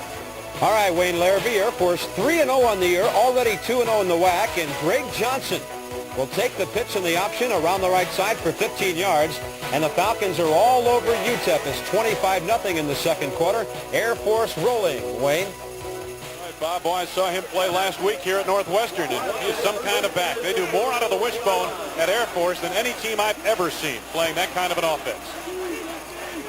First down from the 20 for Northwestern. Christian. About 3, maybe 4. Bob Spidell made the stop. You know, early in the game, Ernie was getting outside.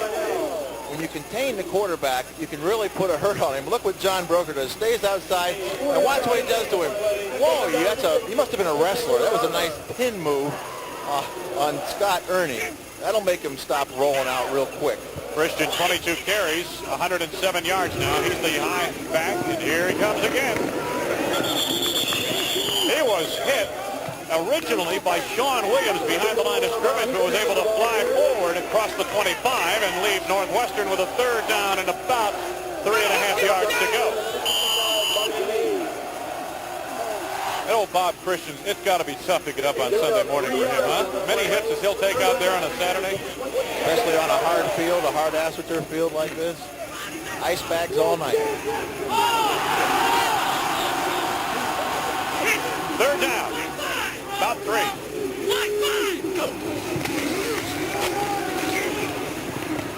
Jeff Morris has a first down. There is a penalty marker down to the offensive backfield.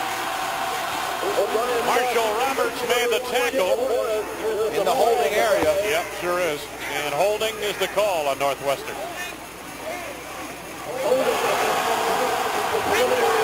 So that wipes out a 5 or 6 yard gain and a first down. They're making the mistakes, beating themselves. The interception, now they have a first down, and it's going to be third and about 13 to go. It's been a shaky start to the second half. We're in the third period with 5:17 to go, and you're right, mistakes are beginning to mount for Northwestern. We have holding on the offense. How come in college they don't say who it was? Because they don't want to pinpoint anybody's mistakes. Well, come on now. It's college. Let's not dwell on the negative. Third down. About 14 now for Northwestern, back near the 16-yard line. O'Brien to Buchanan. Made the cutback move, but not enough for the first down. They had it set up pretty well. Udovich got over to make the tackle. So it is fourth down for the Wildcats in a punting situation.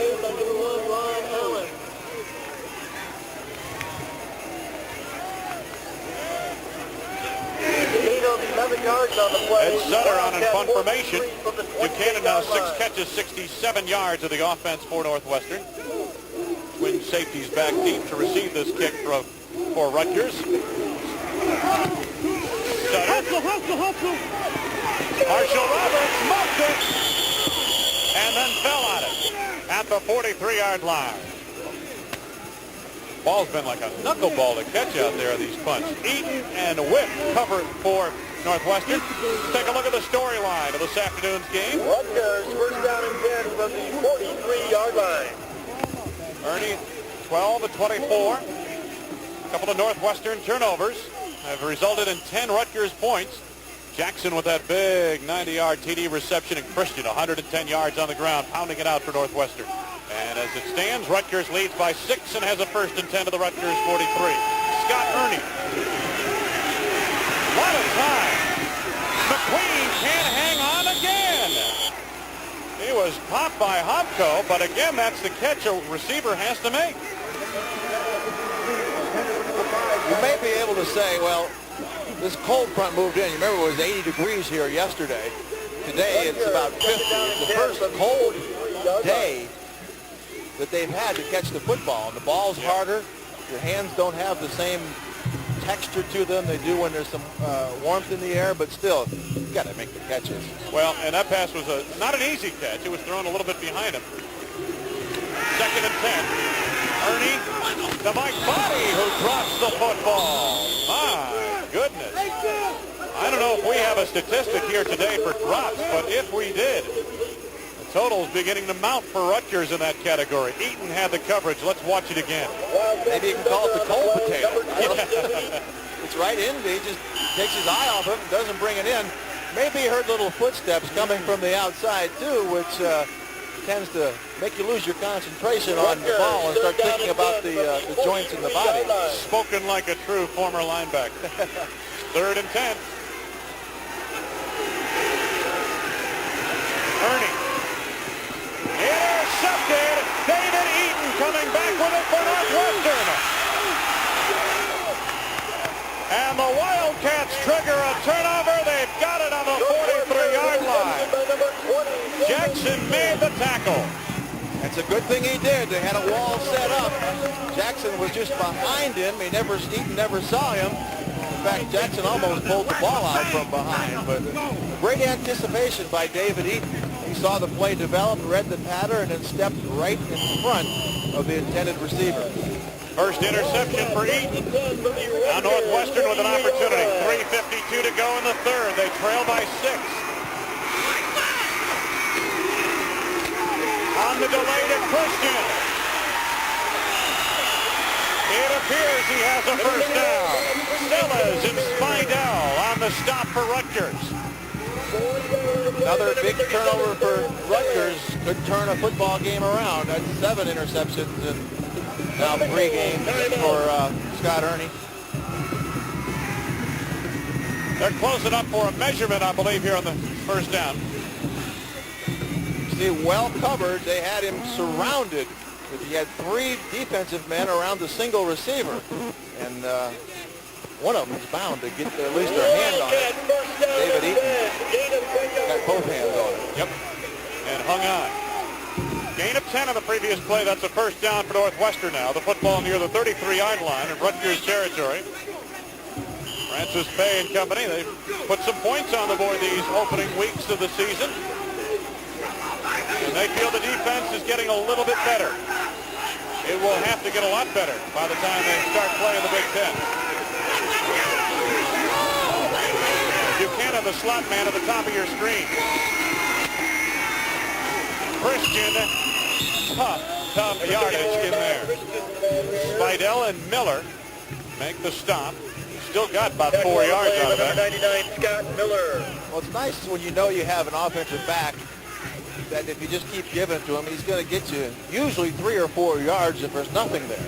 Yep. And every once in a while, he's going to pop a hole, a crease for him, and he's going to get you 10 or 15. Tim Lester shaken up on the play.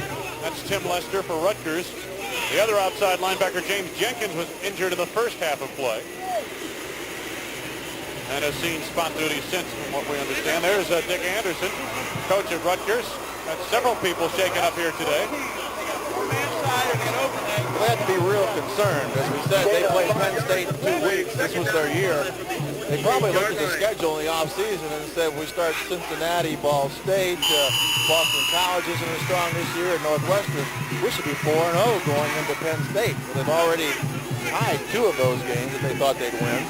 They beat Boston College, and now they're going to dogfight here. Christian, the lone setback on second down at about 5. Christian gets a block. Into the clear. First and goal inside the 5. Ron Allen, a touchdown saving tackle. This counterplay really opens up. You see the 2 offensive linemen pulling around, but watch the receivers help him. Little Patrick Buchanan, he shields off one man. Then he hits the gap, as we talked about, hits that crease. He turns a 4-yarder into a 25-yard gain. He now has 150 yards and 26 carries. Came into the action today with 237 yards in 2 games. Bob Christian. First and goal, Northwestern inside the 5. Christian. Down to the 2-yard line, or so it would appear, depending on the spot of the ball. Second down and goal to go coming up. Sellers and Udovich forced him to the sidelines. Francis Pay going with meat and potatoes, and that's Bob Christian. Left Bob Christian, right Bob Christian up the middle. You can add some beef to that as he puts in 3 tight ends for this play. Second and goal. O'Brien. Chip Morris. Oh, Bob Christian for the touchdown.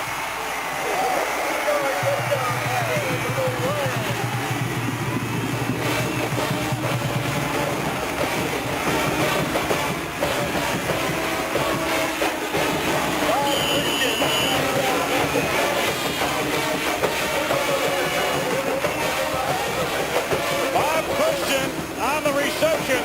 They moved Chip Morris in motion to that side. I thought that was the original target, but this extra point, very important. It will give Northwestern the lead. Northwestern leading by 1. That missed extra point by Rutgers could figure big here in the second half. It always does, Wayne, because it puts that 1-point difference between the touchdown that they got and the one that you got. Chip Morris went in motion on that touchdown play. He was right with Bob Christian, but the defenders weren't there. Watch Morris, number 81, and Christian will come out of the backfield. A little play action. Nobody takes Christian. He's free and then fights into the end zone. Number 91, Pat Udovich, just a little late. It's tough down here on play action. Tough for that linebacker to play a run to get out into the flat to cover the back. They had him out on the wing. Well, they fake to the fullback, and you got to make the tackle as a linebacker if they give it to the fullback. If they fake it to him, then you have to be out in the flat to cover the halfback. So you're really outflanked, and you just hope he can't get it off. Christian, 4 carries, 41 yards rushing, and, of course, the 2-yard touchdown reception. That was his drive.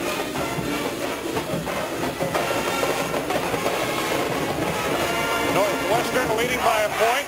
Dick Anderson on the Rutgers sidelines, pacing anxiously. His team gets it back. Number 92, Craig Foreman. Craig Foreman set to boot it away. Ron Allen, number 15, Gary Melton. Ron Allen, Gary Melton back deep. Foreman on a line drive. Melton. Oh, and he's got running room. Foreman is the last man to keep him in play, and he does. Let's go to Michigan State and Notre Dame, Bob Carpenter. Number 15. All right, Wayne Larrabee, it's Michigan State at Notre Dame, and Ricky Waters of the Irish will get the pitch untouched into the end zone. Irish now in the second quarter leading at 7-0, and meanwhile, Miami struggling a bit at Missouri. They're 7-7 early in that ball game. Back to Evanston. First down, Rutgers just across the midfield marker. Fine return that time. And James Cam skirts to the outside. Eaton makes the stop. Anderson was also there. That's 2 plays in a row. The kickoff return, they had him bottled up, and the contained man stuck his nose to the inside. Allowed the return to go all the way down the sideline. And on that play, the outside man just looked for a minute inside.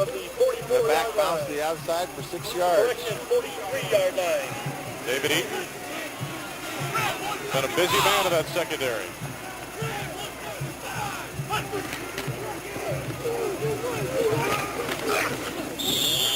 Close to a first down. Hard charging Dwight Giles. Sanderson supporting from the outside linebacking position. And it looks like they've got the first down. Take a look at that scoring drive. And again, Bob Christian, he capped it on the 2-yard touchdown reception and had 41 yards rushing in that drive. Gain of 5 yards on the play. Rutgers, first and 10. Well, I want to know if the wind isn't that big a factor, why they keep hitting line drive kickoffs going that direction. On first down, into the clear. Arblow takes him out of play. First and goal at the 8-yard line. Goal for 32. 25-yard ball run. carrier. Just your isolation play. They isolated number 54, Ed Sutter. Watch the back come right on him. Knocks him away. Honko's got to get over there and make that tackle. Linebackers have to work as a tandem. One forces it back to the inside. The other comes over, makes the play. Honko just a step short. They mark it at the 7, first and goal for Rutgers. Mike Body. Inside the 5 to the 2-yard line, maybe the 1.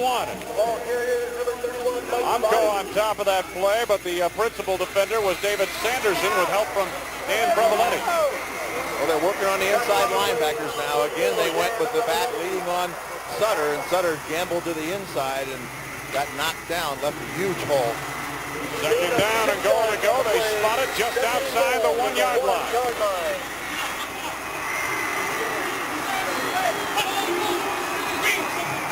From the power eye. Touchdown, Mike Body. Right? 1-yard touchdown run by number 31, Mike Body. Mike Body on the run. And they're going for 2 points. Boy, he looks at that missed extra point and says, let's get that little difference out of here. See, this is just too easy. You don't let a man, defensively, you're embarrassed if a guy goes into the end zone standing up. Yeah, they know he scored, but don't let him just, they call that walking the dog. See, they moved the ball away from the middle of the field, give them a little bit more room. Here they go with the single back offense. You'll probably see motion by one way or the other to try to get a pick.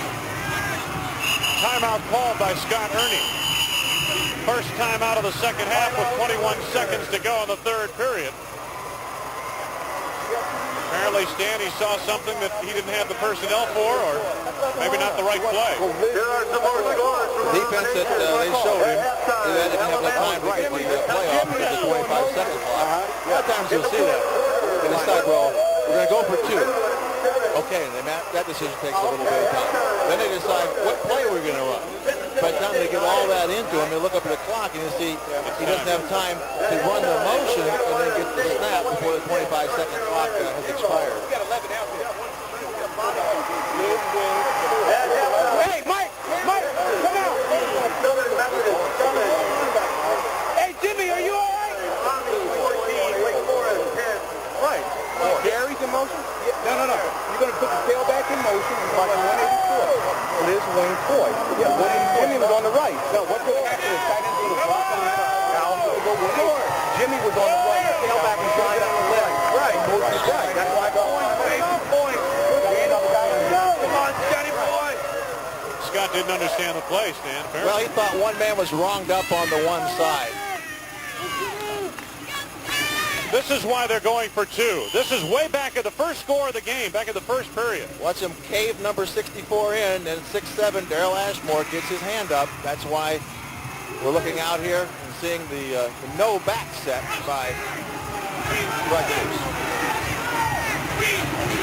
Trying for the two-point conversion. Can in motion. The play to Can off the mark.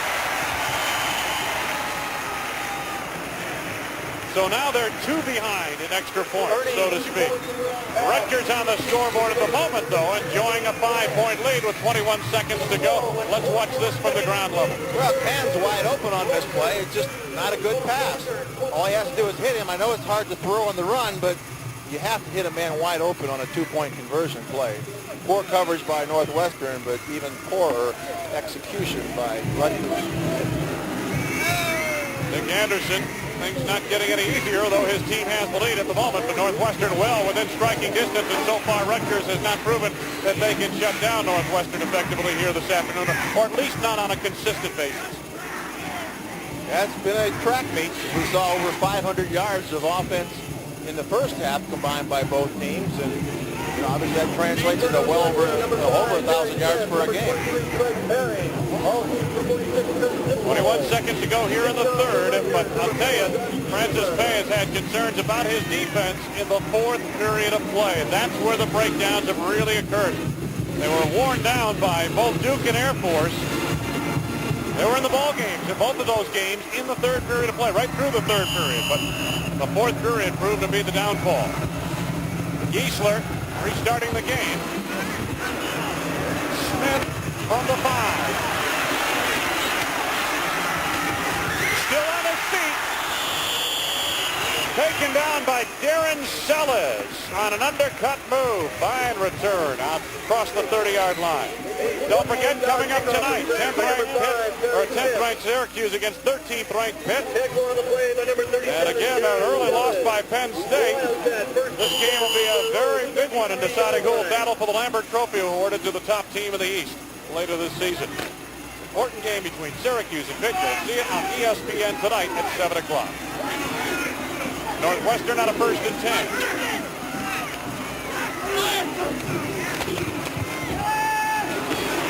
O'Brien.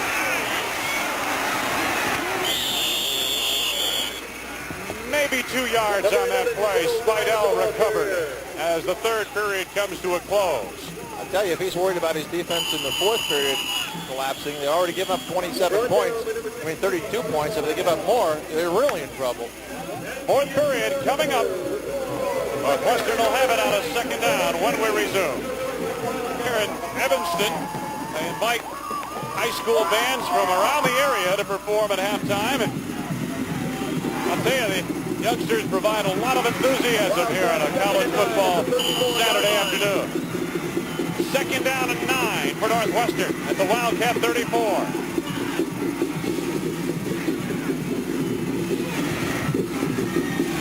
O'Brien. Chuck Paw would not let go. And O'Brien may have lost a half yard of that play. Scott Miller was also there. Good plays by a couple areas of Rutgers defense. Number one, they were looking for Patrick Buchanan right down the hash mark in the seam, trying to go one way and throw back. But the defensive secondary stayed home, and then getting the jersey by Scott Miller throws O'Brien down because he had a lot of room to run if he got beyond the containment of Miller. Loss of a yard, first sack of the game for either team. 3rd and 10 Northwestern.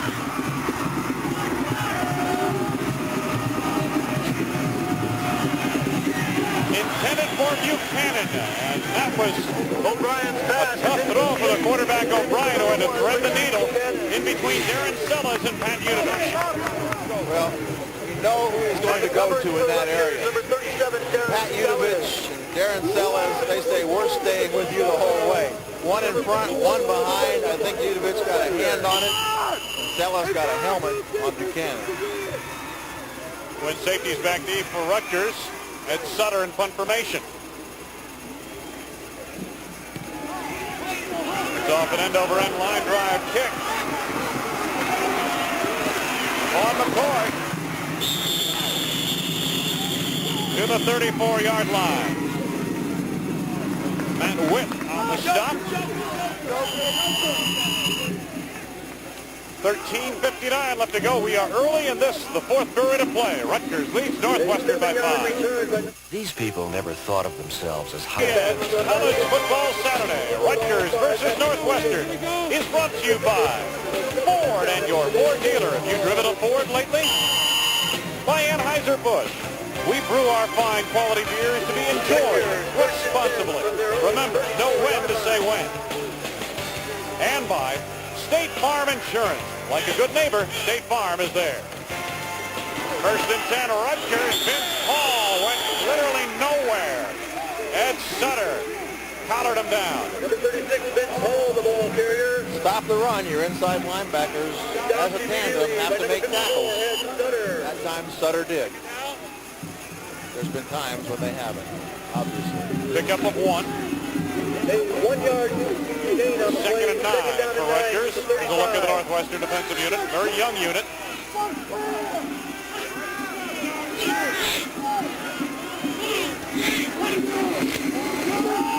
Hall going wide. Hamko came over to make the hit along with David Eaton in the secondary. Short of a first down to the Scarlet Knights. They face a third down.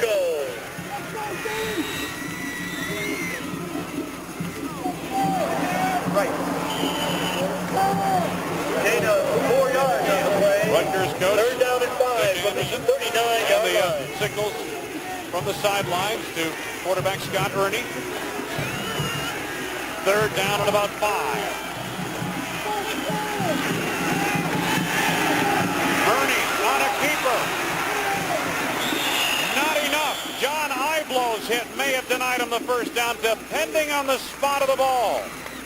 Iblow and Sutter were there. I'm not sure if they have the first down. They may be close enough for a measurement, though. They're calling for the chains. Well, they're going to be about 6 inches short on this one. They are not up to the next yard line markers. You can see the first down yardage is just over the 44-yard line. All right, here come the chains from across the way. Bring up an interesting call here for Dick Anderson and company. It is fourth down and inches. Looks like about 6 inches. You're out of the... Oh, and you didn't even have your glasses on. Well, my impression. Interesting call here, Stan. They're going to go for it.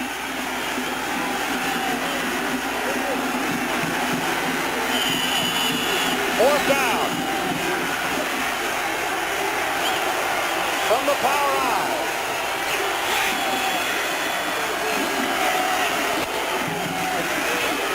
James Can for a first down, and then some. Got about 2 yards on the play. Sanderson and Humko made the stop. Northwestern defense 32, James Can, the ball carrier, stopped on the play. Been unable to really contain Rutgers on a consistent basis, and you had the feeling that when it was fourth and short yardage situation that Dick Anderson would say, yeah, go ahead, let's try to get it. Now first down across the 45 near the 46. Can, good blocking. Oh, it followed some nice blocking off the right side of the offense. Ball carried by number 32. Sheridan Wilkes made the stop. Let's get down to Ben Bennett. On the side of the Northwestern football helmet, you'll see it number 72. That's in honor of Jeff Miller. Jeff was a freshman last year and died in a drowning accident in Lake Michigan. In addition, to dedicating the season to Jeff, they've also retired his jersey and his locker for the duration of his class. After 1991, someone will again wear it, but during this season, no one will in his honor. Back to you, Wayne. Second down at about 4. Not a whole lot there, and not enough for the first down. Northwestern plugging the hole. Mike Body, the man who got the call. Number 31, Mike Body, in the ball carrier. Dan Prevaletti made the stop. A lot of emotion on this Northwestern football team. And Francis Pay was very close to the Hiller youngster. And it was a tough break because he was a very fine player, Jeff Hiller, as a freshman for this Northwestern team. You sure that has an effect on the defense when they go by that locker and think about he could have been out there with them and they wish he was. Third down and 3. Body to the outside. Sutter got over to make a hit, but Body got very close to the first down, the 45-yard line. Maybe another 4th and short yardage situation, 4th and inches type thing. Take a look at scores around the country. Clemson pulling ahead of Maryland now. That's a final, I should say. Alabama in the 4th period. Wyoming leading Washington State at halftime. And Army, Wake Forest has cut the gap there. No, it's final 14-10. Look, he did cut the gap too, but not sure did. Army was up, what, 14-0, I believe, in that game. It's going to be 4th down again as we have an injured player. In fact, 2 of the offensive linemen for Rutgers were down on the ground.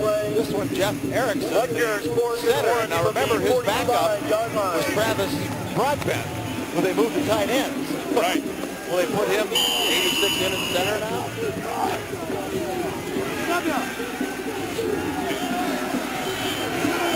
It is 4th down, less than a yard to go.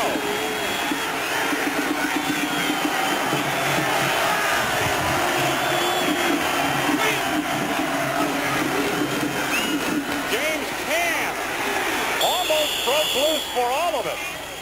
He got enough for the first down and then some to the 39-yard line, but he almost got all 45 yards to the end zone. Well, when you play goal line type defense out in the field, everybody's stacked in. If you do break through the gap, as you can see, everybody at the line, just an arm by Sutter right there, holds on to him just enough, grabs his jersey and holds on. Sutter didn't make the tackle, but at least he didn't allow him to get free for the whole ball of wax. 6 yards on the pickup. Buchanan has 89 yards and 15 carries. Here comes Mike Body. Look at that kind of running room.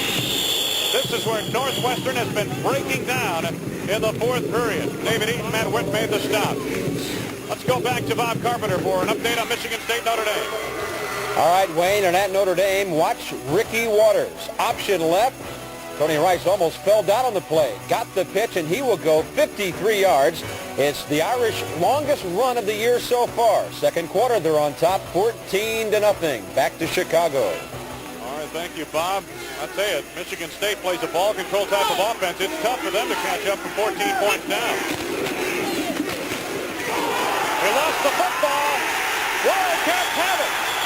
Sanderson gathered it in. Giles reached out, tried to pick up an extra yard, and lost the handle on it. Northwestern gets it back at the Wildcat 23. And you look at the way things were going, that's about the only thing that was going to stop Rutgers. What stopped Rutgers all year? That's themselves. Dwight Giles, the ball pops out, really trying to swing it at his side. This isn't the first time David Sanderson put presence to get his arm up and then bring it into his body. He tried to reach the ball a little bit. It looked like he was starting to, and then lost the handle on it. Third turnover for Rutgers. Northwestern has turned it over twice. Bob Christian gets a block from Darrell Best. Out to the 29-yard line. Gain on that play of about 6 yards. Ivan Mays, Rusty Mays they call him, made the stop along with Sean Williams. When you're carrying the ball, you can't let that ball get away from your body, because then all it does is take a little rush to knock it out. And that's what happened with Dwight Giles. Big play for Northwestern. Gives them the opportunity to get some points of their own. Just under 8.5 minutes to go in the game. Second down and 4. Buchanan in motion. Christian gets the call. picked up about 2 to the 31-yard line. Spidell and Udovich on the tackle. Third down for Northwestern, about 2 yards to go. Well, Francis Pay told us he'd love to be able just to run the football, eat up the clock, keep his defense off the field, even more so now that Rutgers has really knocked the Northwestern defense almost into submission to keep knocking them back and back. 3 receivers to the bottom of your screen. Chip Morris, the man in motion. O'Brien to the air on 3rd and 2. McClellan for a first down at the 39-yard line. Rusty Mays chased him out of the near side. Rutgers tackle on the play by number 20, Rusty Mays. Just a nice throw by Tim O'Brien. You see, they stayed in. 2 men right on Buchanan, number 1. That leaves number 7, Randy McKellen. One-on-one coverage. Stop that out on one-on-one coverage. Christian's the lone setback. There's a good look at O'Brien on first down. Christian skirting to the outside. The other thing he does well is he'll slide past a man or two and make you miss out there. Marty Mays and Udovich on the stop. Gain of a couple of yards.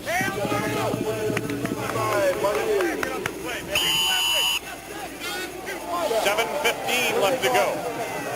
Francis Pay looks on anxiously. His team trailing by 5.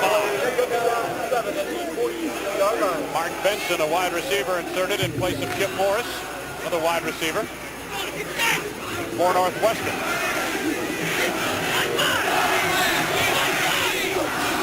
Second down. O'Brien over the top for Benson. On a play. Marshall Roberts appeared to have a better shot at catching that football had it come down in bounds. And for a moment, Benson became a defensive back. Well, they faked the quick out and then tried to get him deep on the out and up. But Marshall Roberts did not fight. You expect the defensive back maybe to close the gap because he just completed one in front of him. You're hoping that he bites on it and you go right down the sideline. But good discipline by Marshall Roberts playing his responsibility. 3rd and 7.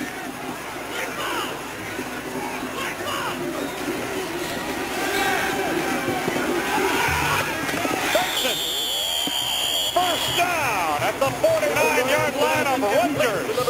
Roberts, again the man they had isolated. You run him off. You run the out and up to keep him honest. That's just too much on 3rd down. You got to go thinking they're going to go for the first down, not go for the deep one. Second down's a good deep down. He played it right. 3rd down, you got to play a little bit tighter and stop that first down. They spotted at the midfield marker. First down for Northwestern. Buchanan in motion. Rosho for a tough couple of yards. Scott Miller, the defensive end, arrived initially on the play. Tackle on the play by number 99, Scott Miller. Second down and 8 coming up. Steve Rosho can carry the ball 11 times coming into this afternoon's game. He's a good receiver out of the backfield. Second down and 8 from the Again, the fullback of this offense will not get the ball thrown at him very often, nor will he carry the ball very often. This is a tailback-oriented attack. 2nd and 8. Here comes Christian. Did well to get back to the line of scrimmage in maybe a half yard. Sellers initially, Udovich later.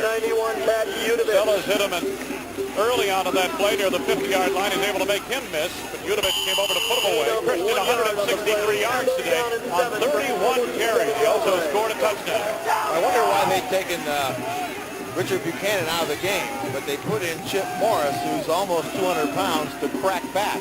Buchanan back in the game now, but the previous play, and Morris just missed the block, and there was no corner for Christian. And Richard's a good blocker, as we've seen on more than one occasion here. 3rd down.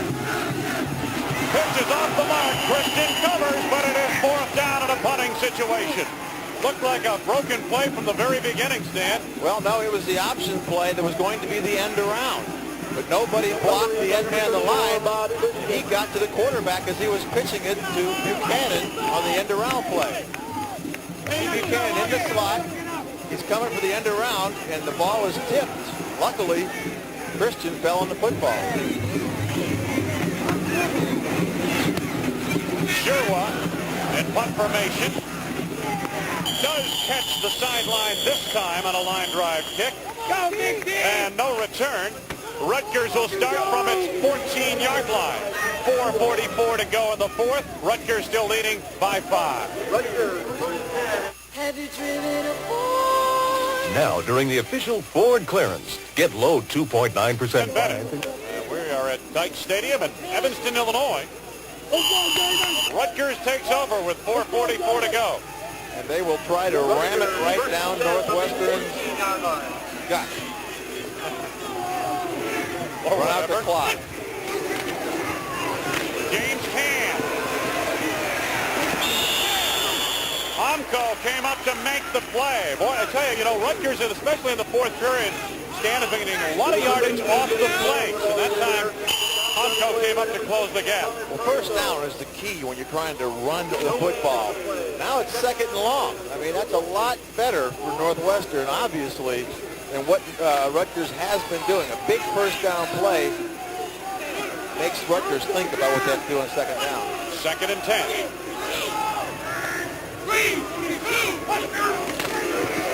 Can again. Sutter puts him away after a gain of about 3 to the 17-yard line. Rutgers offense relies on a great deal of strength in terms of experience. Those in their final year of eligibility, 7 on that offense. Others, you take a look, that's a lot of experience on that offense. Most of them leaving after this year. Yep, leaving after this year, but have been around.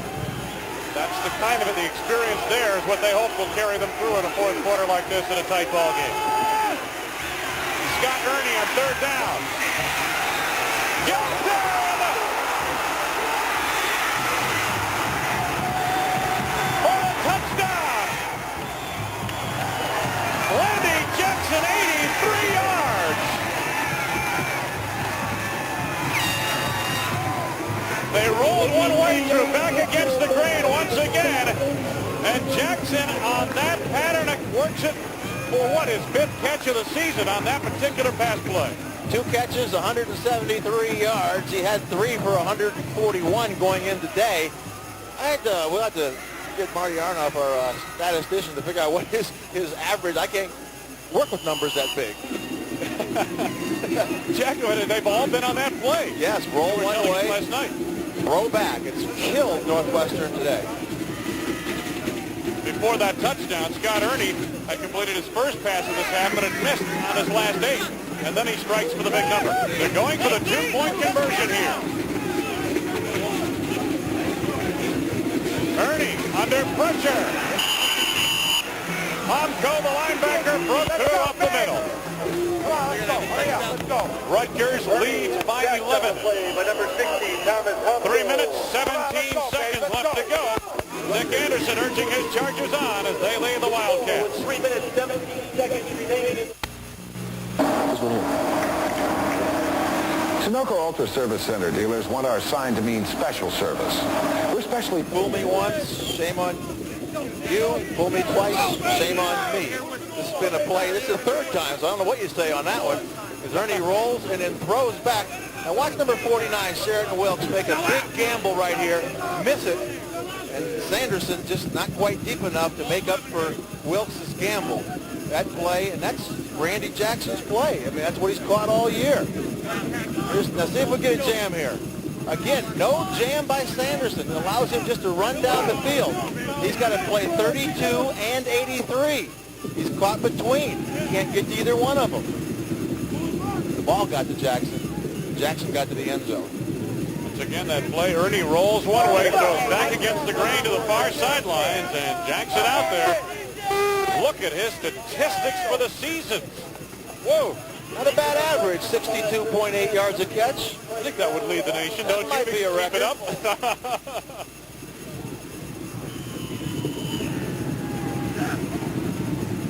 Here's the kick by Giesler. A line drive.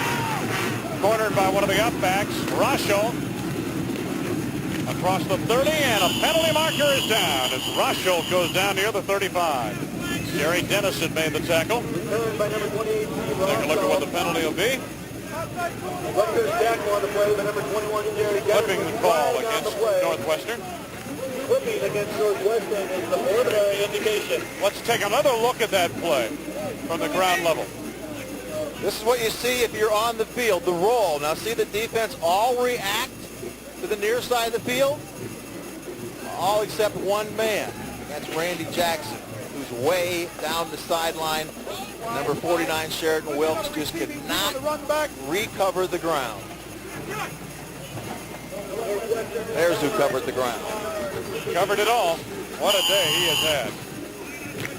The penalty backs up Northwestern to the 20-yard line. First and 10. 3:11 to go in the game, and Rutgers leading by 11. O'Brien off play action. To Buchanan. Shoved back toward the first down marker. And it appears he's got it. Gain of 10 yards. Marshall Roberts climbed on him from behind. The hurry-up offense at this stage for Northwestern. They're going to mark it. They're calling for a time, but they want to mark it, and then I think they want to measure it, what they really want to do. Buchanan, 7 catches, 77 yards. He didn't get it. He didn't miss it by much. Buchanan averaging 11 coming into this game. I wouldn't be surprised to see him get 4 more in this drive. They're going to have to go to him. Oh, absolutely. It is a first down for Northwestern. Just an out pattern, just playing it safe. Come up and make the tackle. Just don't give them the big play if you're thinking defense for Rutgers right now. Ooh, I didn't see that originally. Ball popped out. He handed it off, it appears. Number 82, Mike Alway. Could have been a called play.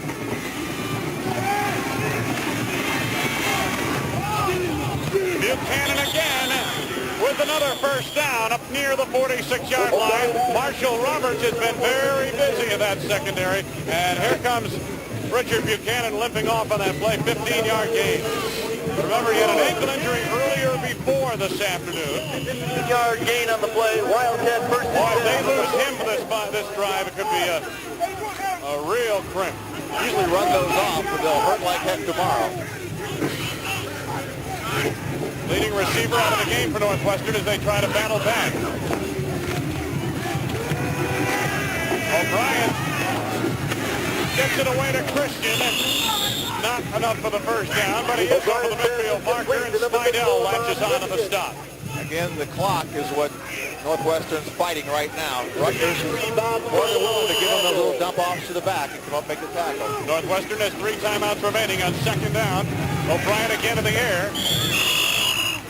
Got a first down inside the 45 to Bob Christian near the 43-yard line. Spidell again, the inside linebacker on the coverage. Gain of 5 yards on the play. Northwestern does have an attack offense or hurry-up offense in their regular game plan that they can go to. We saw them do a little of this in the first half. Dropped by McClellan. Would have had a first down near the 29. Ron Allen on the defense. I think Tim Lester just got his hands up enough to obscure the vision. I think he screened. I don't think he tipped the ball, but he screened the receiver a little bit. He didn't see the ball as it came by the defender, and all of a sudden it hit him where his hands couldn't catch it. Or in the bad place, I guess they said. It hit him in the hands. In the hands. There's Buchanan. They're working on him. They'd like to get him back as soon as possible. O'Brien, 20 of 30, 183 yards. A touchdown and an interception. O'Brien to McClellan. He stretches and reaches for the first down. I don't believe he has it. Allen made the tackle to the far side and did not allow him to go out of bounds. 2 minutes straight up to go now in the game. Again, Northwestern with 3 timeouts remaining.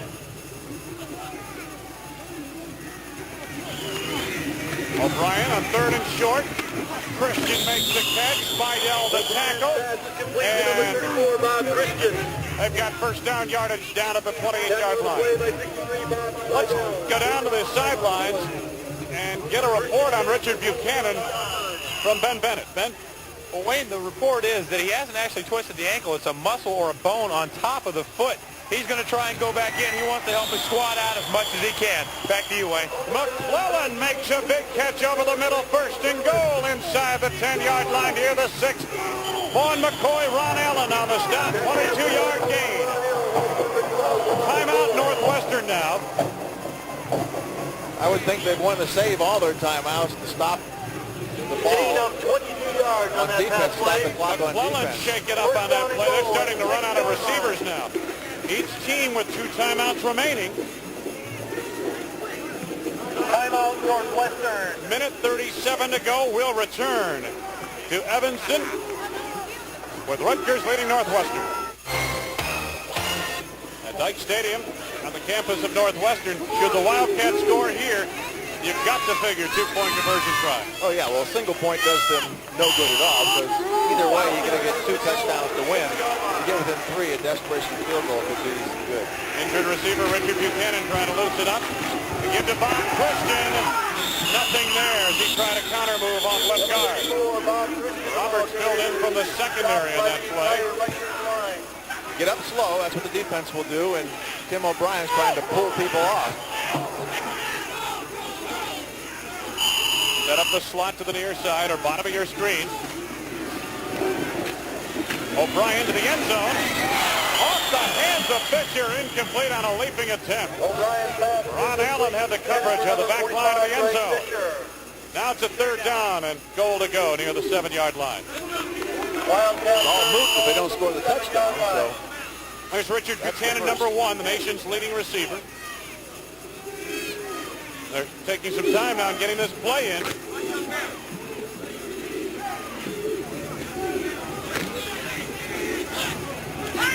Right off his fingertips. And now they've got to call a timeout. And O'Brien is really unhappy. I don't know. Describe it that way, yes. There is some confusion as to the personnel they have in the game, or maybe... Well, I think he's angry that it took so long to get the play in. They stayed in the huddle all that time. Northwestern now down to 1 timeout, which means obviously the only shot they have is the field is a touchdown, the extra points, and then an onside kick. One of the toughest conferences. And the wrong people in for the play called. Indiana. And he had to call a timeout. He was running out of seconds on the play clock, obviously. Yeah, he's down below 10 seconds on a 25-second clock. They couldn't change up personnel. The only way they could change personnel is to call a timeout. Now, 1 timeout remaining for Northwestern. So even if they score here, even if they get the 2-point conversion, they can only stop the clock once when Rutgers gets the football. Well, that means they got to go for the onside kick. They don't want a shot. Exactly. Wildcat 30 goal from the 7-yard line. 3 wide receivers in the game for Northwestern. A slot to the top of the screen. 3rd and goal to go. O'Brien. Jim Morris. And he was surrounded by white-clad defenders. Udovich and Elnardo Webster on the tackle. Might as well use your timeout, fella. Get a good play call. It is 4th down and goal to go. This is ball game.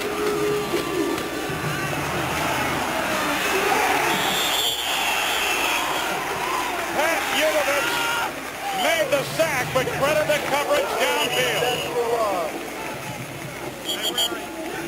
Well, there's really no sense of an injured player down the field, but there's really no sense in going at that point without a huddle. You might as well go and get your huddle, call a timeout, and say, let's get the touchdown. We got to do that first. We got to take the first step. That's the threshold question, and they just obviously didn't do it. Scott Miller is the injured player down to the field for Rutgers. They will have, I believe they've got a week off next week until they play Penn State the following week. So they need this win today to really salvage where they're at. Now they'll be 2-0-2. Now, Penn State had some trouble of their own this year, with Virginia in particular. They could beat Penn State and be 3-0-2. You know, maybe then you're talking the ball tides game dissipate again. a little bit. Take a look at that last play from the end zone. Well, they're trying to get the run-pass option, but just Udovich comes up and makes the great open field tackle. O'Brien, and you would think he could avoid that open field. All right, let's watch the coverage because this was pretty good. There's the receiver he wanted to go to, it appeared, Fisher. And he was pretty well screened on that play, I believe, by Marshall Roberts. And there's 3 men around Benson, number 13. Exactly. So, who would have been an alternate receiver. Well covered. With that coverage there, O'Brien, now with Udovich bearing in on him, has nowhere to go. Yeah, if he could have avoided that, he could have bought some time and maybe made the play, but Udovich made the good open field tackle, went full speed and got to him before he could allow himself the room to maneuver. Scott Miller heads off pretty much under his own power. He's the senior from Elmwood Park, New Jersey. Total offense in the game, 950 yards. Rutgers 520, Northwestern 430.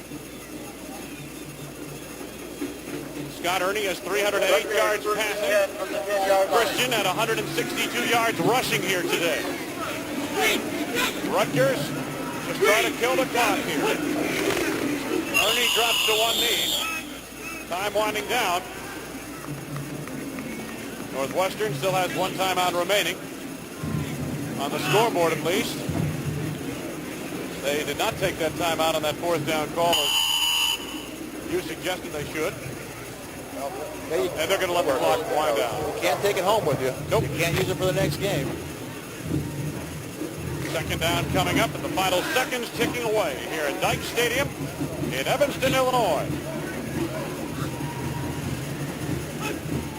Scott Ernie and company have put a lot of yardage on the board and a lot of points, 38-27, and that should do it. This football game comes to a close. Rutgers with the victory now, 2-0-2 on the season. Northwestern falls 2-0-3. Dick Anderson comes across. There's Francis Payne. Good luck to you. Handshake. Yeah, we wishing the other luck. Good luck to you. I hope you get some. And again, Rutgers over Northwestern 38-27 here this afternoon. Let's go back to Bob Carpenter in the studios for the Residence Inn College Scoreboard. All right, Wayne, thank you very much. And on the north side of Chicago, Northwestern, the home team, unable to get it done this afternoon. Welcome to our Residence Inn College Football Scoreboard. And we've got scores and highlights. Let's kick in right with the top 25 as we get things underway.